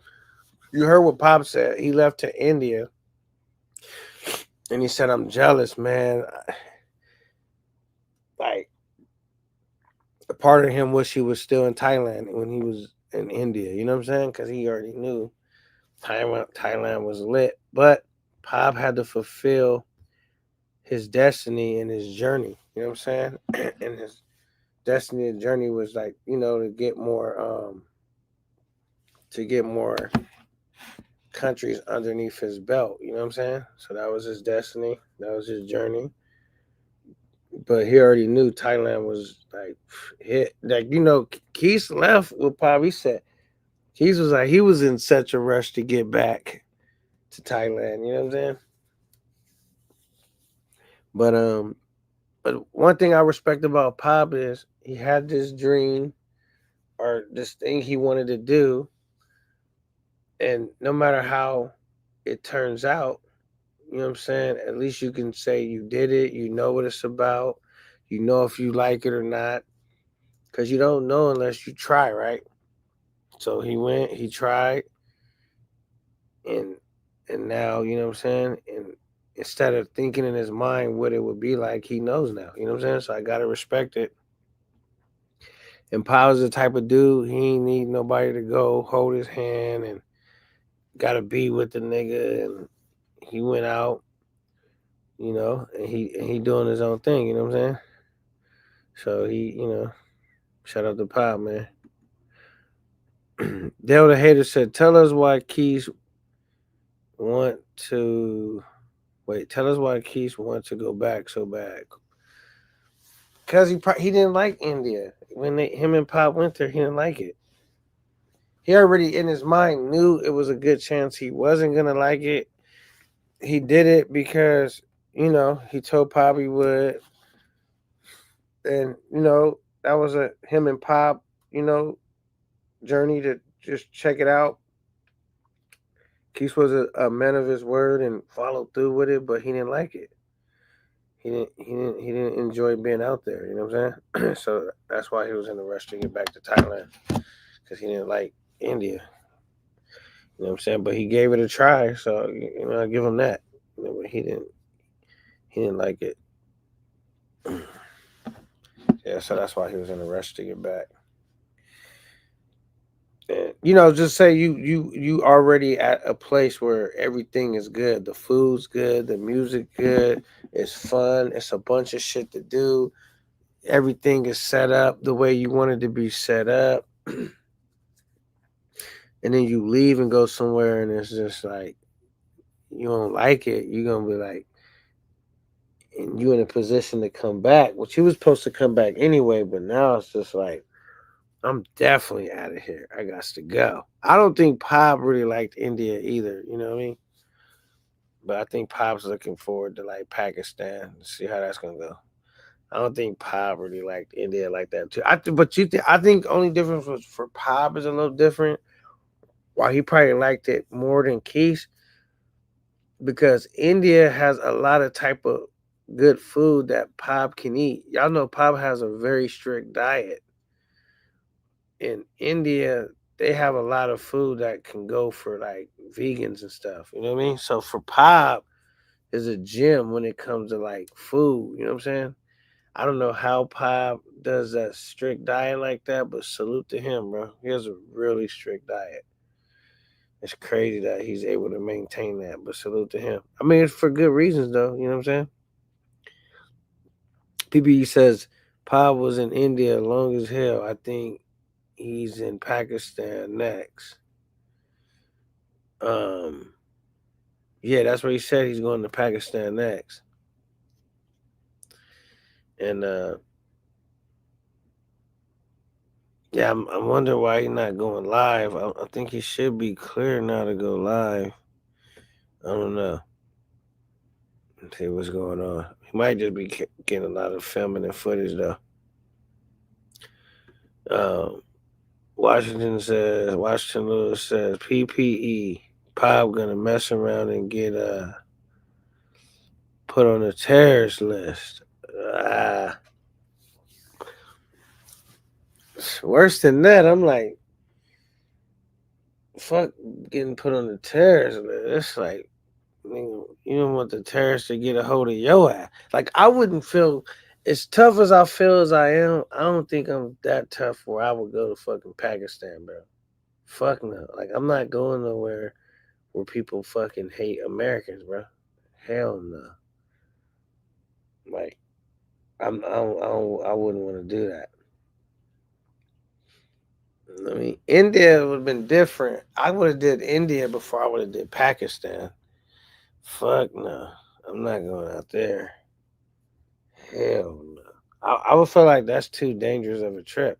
I don't even like going to Mexico because it's like dangerous. I feel like because it's kind of like dangerous, the cartel, all that shit, and then I feel like it's kind of racist out there. And he going to fucking and they don't even hate Americans in Mexico. It's just I don't really feel like they fuck with black people like that. But and he going to Pakistan where they can't stand Americans. Hell no. I'm not going to Pakistan. I'm not going to Russia. I'm not going to North Korea. I'm not going to none of them places that I know can't stand America. Right now, China is having, we kind of got a little tension with China. I'm not going to China. I'm not going any place where America got problems with. You know what I'm saying? Or if they like at war and shit right now, like fucking Ukraine, I'm not going there. Any of them type of spots, I'm not going. So Washington, I don't know. I wouldn't cross the border on foot how he do, but he been doing this, so I don't know. That's what I said, man. That's him, man. Brave motherfucker. You know what I'm saying? I'm not doing all of that. Like I seen Pop, like I'm not just saying that just make you brave, cause like I just got into it with the cops too before, but like at this age, I'm not trying to get into it with the cops. But when they surrounded popping them, that nigga Pop was popping off. I ain't gonna hold you. He wasn't like had his head down, like okay, well, Pop was over here like he was speaking his mind and shit.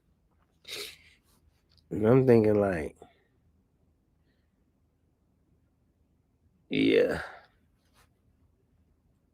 I'm like, Pop is one of Pop's a thorough dude. You know what I'm saying? I don't know how that translate to him going to Pakistan, but he a thorough dude. I wouldn't have went though. I wouldn't advise Pop to go there, but Pop, he got to see his trip through, and I just wish that I hope that he have a safe travel. Unfriendly says I might go to China next. See, out of all those places I did name, that I wouldn't go to, China would be like about the only spot that I would, if I had to pick out of all those spots I said I wouldn't go to, it would be China. Because I feel like, but them other spots, I'm 100% not going. I don't even think I would go into China, but I'm just saying, like, if I had to go to one of those spots that I put on the no-go list, it would be China. You know what I'm saying? But I don't want to. I'm definitely never going to North Korea. I'm never going to Pakistan. I'm never going to fucking any country near Pakistan. I'm not going to none of them. Fucking. I would have went to Russia, but I wouldn't go there now. Fuck no. I'm not fucking with Russia. You know what I'm saying? I just don't want to go nowhere where they hate Americans, or like if we're at war with them, or we have, even if we're not directly in war with them, it's close enough. Yeah, it's close enough.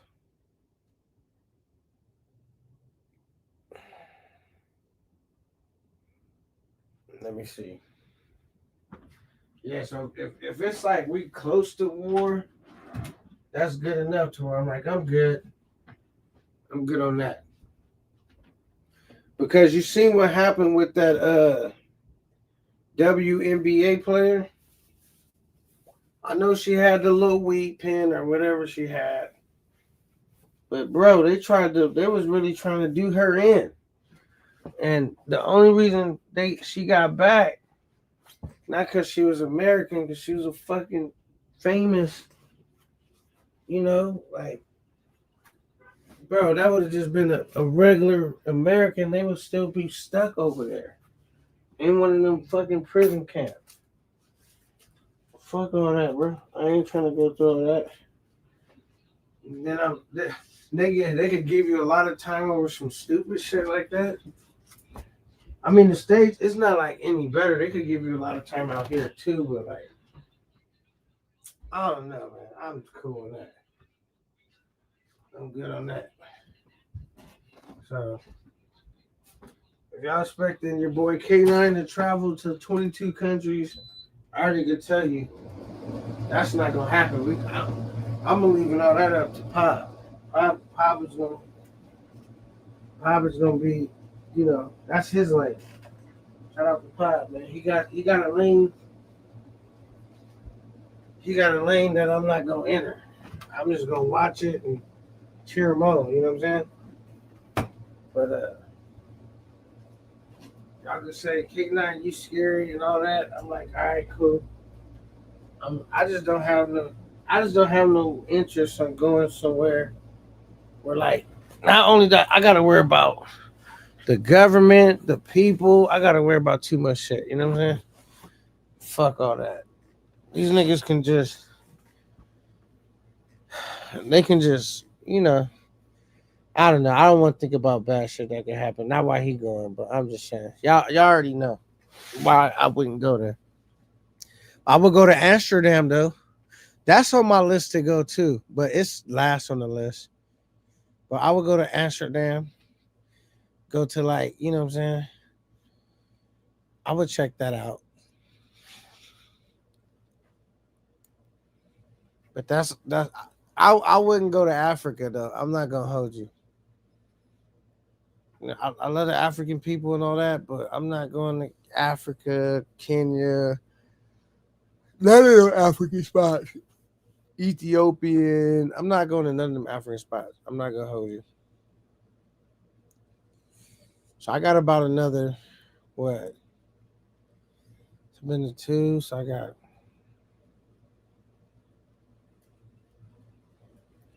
maybe about another five more countries that I could go to, and then the rest after that, I think it'd be pretty much me repeating my favorite places to go. You know what I'm saying? So yeah. Let me see what this says. Somebody sent me. Let me see. Where's this at? Um,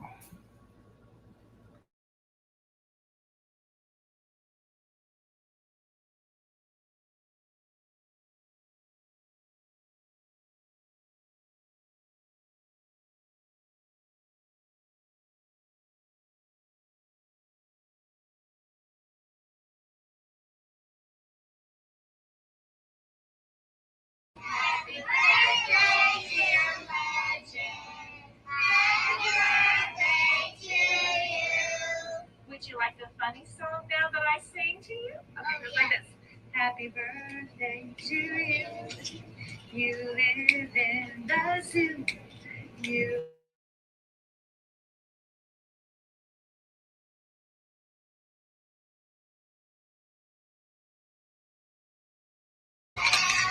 That can't that can't be real. That can't be real. Somebody just sent me. All right. Please explain why you would not go to Africa. Basically just because I don't have any interest to go there. You know what I'm saying? It's far and I don't have no real interest to go there. You know what I'm saying? Yeah, that's the only reason why. Hey, why is this still playing? Yeah, so I just don't have any interest to going there. Nothing bad to say about the place because I haven't been or nothing, but I just never had an interest to go. You know what I'm saying?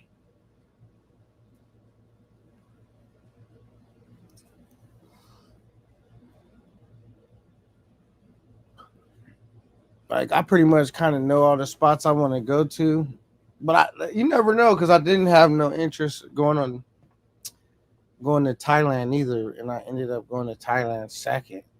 But in my mind, I don't think I have any interest in going there. PPE says, "Beach, you know this space don't like black women." Um, I love black women. I just don't really have a desire to go to Africa though. I date black women. My wife was a black woman. You know what I'm saying? I dated mostly black women. My entire life. You know, I just didn't have no really desire to go to Africa. Though, if I'm being honest. But yeah, so mm, he says, "Bro, nobody cares about Africa." Yeah, I mean, like I said, I don't have nothing bad to say about Africa. I just personally never had a desire to go there. Says nice. I think he meant to say next time you come to Asia, hit me up. Okay, for sure, man. I, you know, uh, you'll definitely know about it because I post all my trips. You know what I'm saying? And I plan on basically shooting content everywhere I go. You know what I'm saying? And just try to yeah, like basically I plan on documenting all my trip journeys. You know what I'm saying? Yeah, so I definitely got you. PPE says no need to go see them black. Ah, my goodness.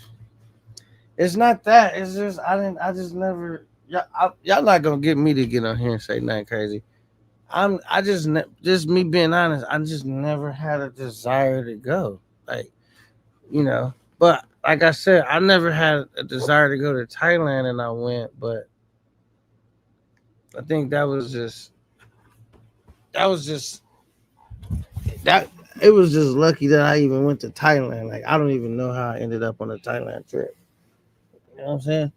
Cause I never had a desire to go to Thailand, bro. I never thought I would go to Thailand, and I damn sure didn't think if I did go that I would bypass Brazil and Colombia and all these other spots to go there first. I damn sure didn't think that. You know what I'm saying? So yeah. So I but like I said, I was wrong. I could be wrong about Africa because I was wrong about Thailand, but I still don't have no desire to go there. You know what I'm saying? So I just don't see myself going there. I don't see myself going to a lot of countries though. I didn't just say Africa. I named Russia, Pakistan, North Korea, South Korea. I don't even think I would go to South Korea. I don't have no desire to go to them places. I would have went to Russia though, but not anymore. Not while this shit is going on. I wouldn't go. You know what I'm saying? PPE over here, he trying to set me up, trying to put me in the cross, but my thoughts was wild. PPE don't know my style. Nah, but yeah, man. Shout out to Africa, the motherland. But it's enough brothers out there holding it down. It's enough brothers out there holding it down.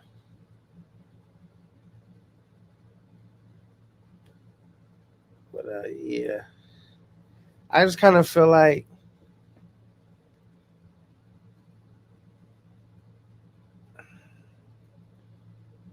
if somewhere that I go, I want to be like I want to be like excited to go. Like this is lit. This is gonna be lit. I can't really think about no countries anyway until I go to Colombia and Brazil. Those are the next spots I want to hit up. You know, Thailand again. He says South Korea club life lit. Okay. We'll see. It's still early doors though for my travel shit. Like a lot of niggas have traveled places. So now they like, all right, I did this. I only got 2 countries under my belt. So I still got time to think about trying to figure out other countries to go to. I still got Colombia, Brazil, Hako Beach. Um, I still got Amsterdam. I still got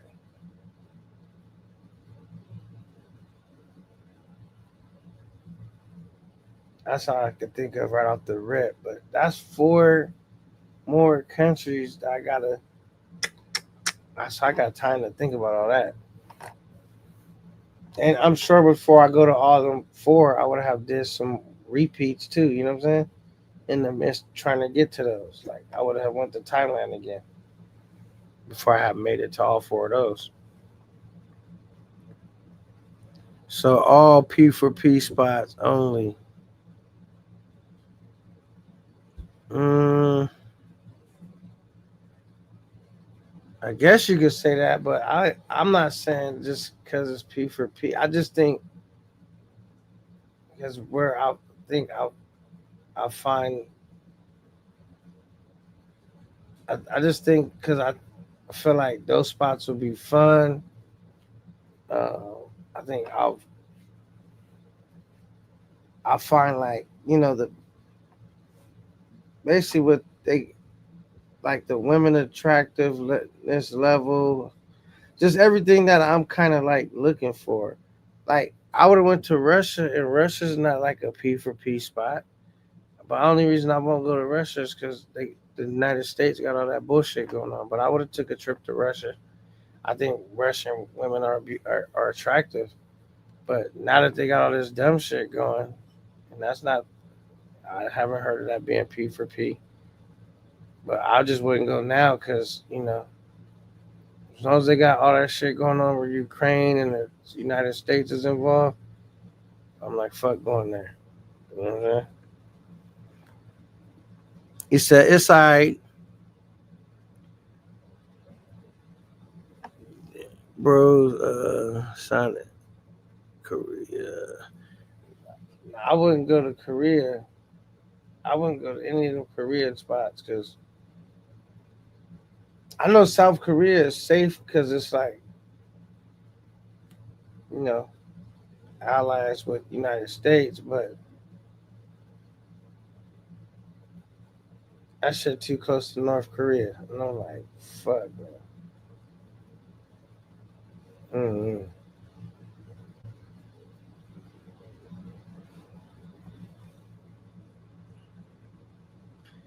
So he works hard for his money and should travel where he wants. Yeah, man. Yeah, because I gotta be strategic, bro. Because you gotta think, I'll be having to save my money up to go on these trips, And I don't want to just be going on a trip and it be like, you know, where I'm just guessing. Like I'm going to all the lit spots first, like, cause it's different if like someone's paying for your trip, so it's like you could guess and mess around. That wasn't really him. Like when you stacking your bread, busting your ass, you can't be. I don't want to be guessing when it's like, damn, I just fucked all my bread up to do this. You know what I'm saying? I got to be strategic with my trips. So that's an excellent point Melissa made. You know what I'm saying? Uh, I never tried to do a fundraiser before, but I just I know one thing. Like even everybody was like, "Damn, like you don't have enough trips," but I'm like I said, man, I even though I'll be working and all that shit going, like I'll be I'll be supporting my kids and stuff. Like I told y'all, while I was on like right before I went to vacation, right? This is what happened. I bought my daughter school clothes because she just started college. Then I bought her a laptop, right? And then when I was gone, her car started having issues. So when I came back, I went and fixed all those this morning, which was like another $300. You know what I'm saying? It was minor. It was just it needed a new battery and all that stuff was already talked about. So I went, got all that changed out, and I went and washed her car, put the gas hand back on full for her. You know what I'm saying? But anyway, that was like a whole another $300 situation. So no, because if I wasn't supporting my kids and stuff like that, like I would I could travel more. But like I'll be making sure that I make sure that they straight and yeah, I don't just spend all my money on me. Even though my daughter, she 18 now, she just turned 18. I technically could be like, all right, I'm done. But she going to college, so I gotta support her. You know what I mean? I gotta try to make that as easy as possible, so she have no reason not to follow through. You know what I'm saying? But yeah. But the day when she stopped going to school, like she ain't going to college, and then that support going. You know what I'm saying? You gotta get a job. You know what I'm saying? If you ain't going to school, you gotta get you a job. But as long as she going to school, I don't really make her like work and stuff. But, I mean, if she wanted to get like a part time job, she could. But I just told her, focus on all your school stuff or act whatever you're trying to do, your acting stuff, whatever you're gonna do. This the time to go for it. While you got still support from your parents, but as soon as you think you're gonna be just sitting around the house, you're gonna go get a job. If that support is over with. But as long as you're taking care of what you need to take care of, I got your back.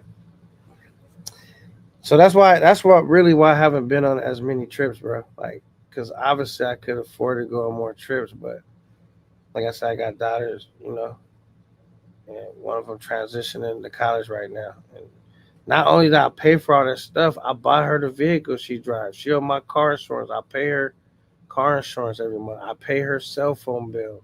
I pay for all the gas that go in there. I give her allowance money every week. So I have a lot of expenses when it comes to my daughter, but I just want my daughter to focus on like school and getting a good education, and that way, when it's time, she could not just get a job. She's working towards like her career path. You know what I'm saying? So that's where I'm at right now. And plus, I'm older. I've had all my fun, so I'm not gonna put having fun over my daughter having her shit the way she needed to be. So yeah. Melissa said exactly. Teddy said salute to Melissa. She said salute to Teddy. Yeah, so that's it. That's what it is, man. That's why I always come in here and I say, I'm a man of many things, man. And one of those things, I'm a father. You know what I'm saying? So, uh, right. But I would love to take more trips, though. I ain't gonna lie. But I'm just working it now. Like I said, I took that this Thai trip right now, this Thailand trip, and I'm supposed to be doing this DR trip. We'll see how that goes. Um, I can't foresee that being good, like content. That's probably just gonna be like a personal trip. Like I'm not promising delivering y'all content, or I mean, cause I don't even know how it's gonna be. You know what I'm saying? Like we already know it's a dud right now, but I already had like my money kind of tied up into it. So I was like, maybe I'll try to go and see if I still can't find some shit to do. But yeah, you know what I'm saying? Yeah. So I'm not going there like still on the look for the DR trip. I'm like I'm just going there because my money's trapped. Like I had got my shit before they had even made changes out there. I had already bought my plane ticket. You know what I'm saying? And I just buy non-refundable tickets because I always feel like I just plan on going. Like even when I bought this the my ticket to Thailand, I bought a non-refundable ticket because I just pretty much knew I was going. Like I'm not gonna book the ticket. Only how I wouldn't go is like if something crazy unforeseen happened, like it happened in the suit, or something came up maybe personal in my life to where I couldn't make it. But yeah, once I book the trip, I'm pretty certain that I'm going. So I'll be like, do I even need the refundable ticket? Now, it would have been nice to have one in this case. If I would have said, bump the DR. I would have did this trip, then I probably would have just did a month in Thailand. Or if I was gonna do two spots, then I'd have did my trip in Thailand. Then I'd have took this opportunity to go to Brazil or Colombia. You know what I'm saying? But yeah, it didn't work out that way. Um,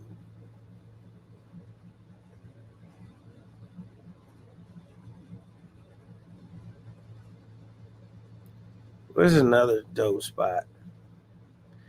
Now another spot I don't think I would go to, but I would like to go to, but I don't think I'm going to go to because it's too hard to go there. Is Venezuela? 'Cause I think the women from Venezuela are so beautiful. I think they're the. I don't know. I think they're like probably the most beautiful women on the planet. But they got too many issues out there. You gotta just catch some Venezuelans in Colombia, Panama, Costa Rica. Well, that's the same thing. Jaco Beach. That's like in Panama or Costa Rica, right? It's in that same like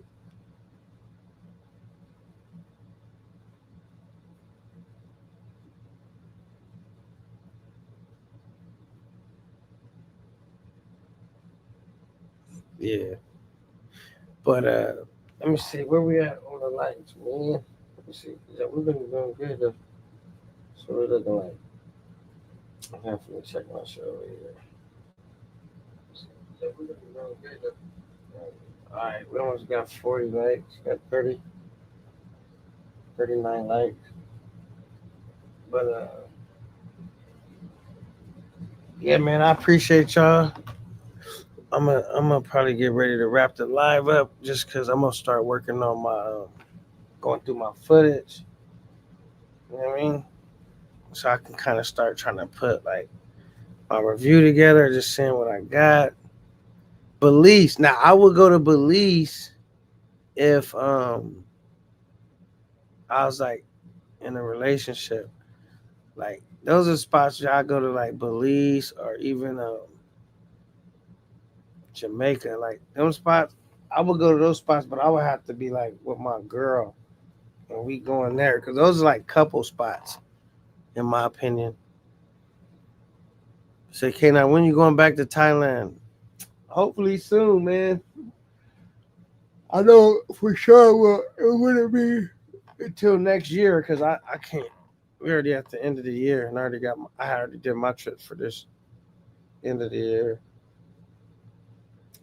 Um, I need to save up some more time off work. Well, I'll have it like start. It'll be obviously a new year, but shit, when I be taking off work, like since I've been off work, I ain't got paid. Like, I do have some time though, some vacation, or I don't know if it's called vacation or sick time, whatever.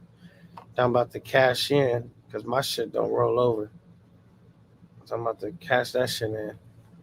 But yeah, Belize slash. Let me see what does it say. Oh, okay. Like I don't know, man. I got all these countries, these spots. Oh, you know a spot I did want to go to, but this is before I was traveling out the country. I wanted to go to Atlanta just because I heard that it was a lot of black owned businesses out there, and like brothers could, you could come up out there, but um, I heard other stuff too, but you know what I'm saying. But that's the good stuff that I heard, and I wanted to check it out. But now I don't even know if I would go to Atlanta. You could just travel out the country as well. You know what I'm saying? But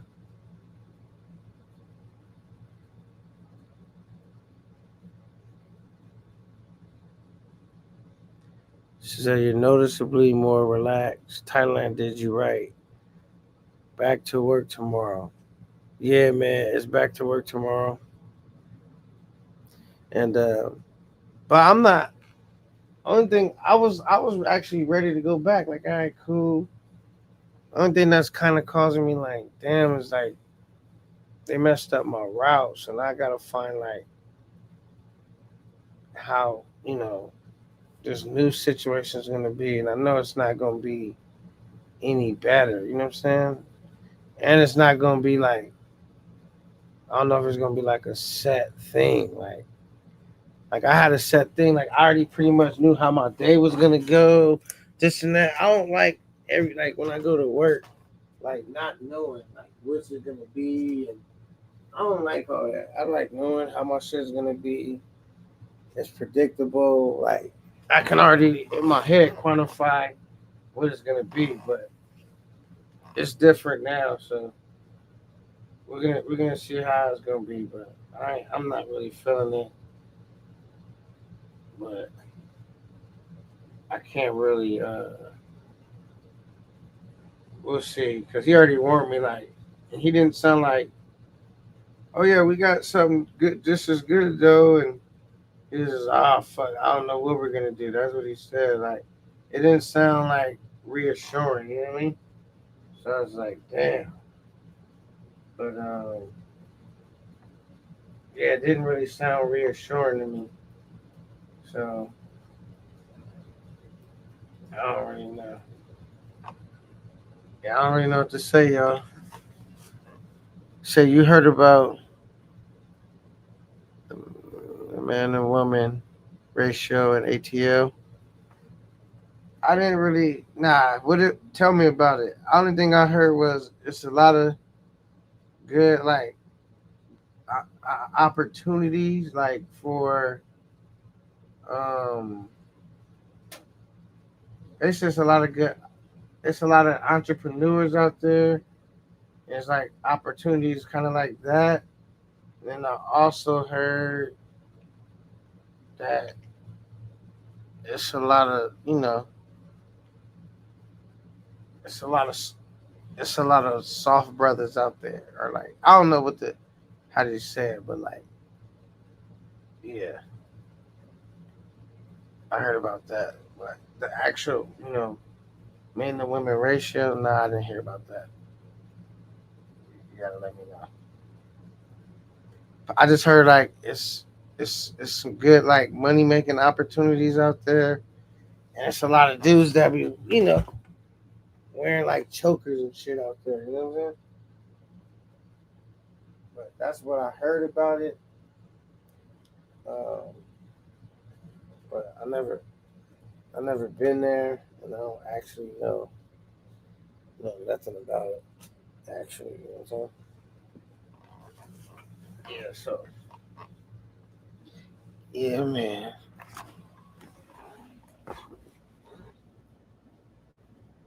He says, oh, I didn't even click it, and I just read it.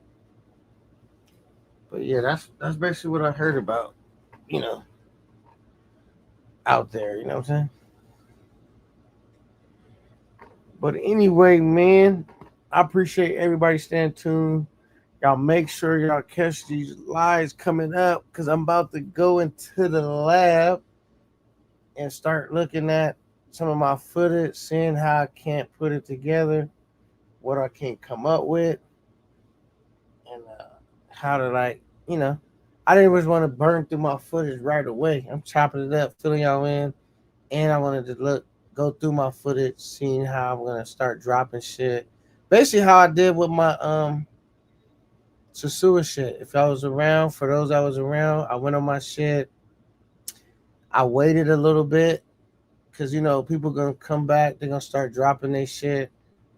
The the last time I let people go and get a chance to get some of their shit off, I kind of went last out of everybody, and I dropped my content last. This time I don't know how I'm gonna do it. I'm just gonna really just go through it and see how I want to release it, and and then I just release it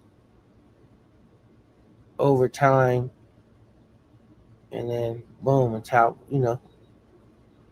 just try to stretch it out a little bit until I could tap into my next content or see. Then when I run out, I just start doing my other shit. But yeah, I think I got a good amount of content, and I'm gonna see how much I can stretch it out without watering it down too much, where it's still like hitting. You know what I'm saying? So that's the plan. And yeah. So y'all stay tuned. Thank you for everyone that hit the like button. Thank you for everyone that left a super chat. Thank you for everyone. Let me check my cash out real quick, just in case I might have forgot. Somebody might have sent something. Let me double check. All right, not today. Let me see. Yeah. All right. But yeah, everyone hit the super chat. Everyone hit the like button. Everyone that was in attendance that left a chat, a comment, a question. Everyone that just participated, and I appreciate you guys. It's much love and respect. Your boy K9. Stay tuned until the next one. We out.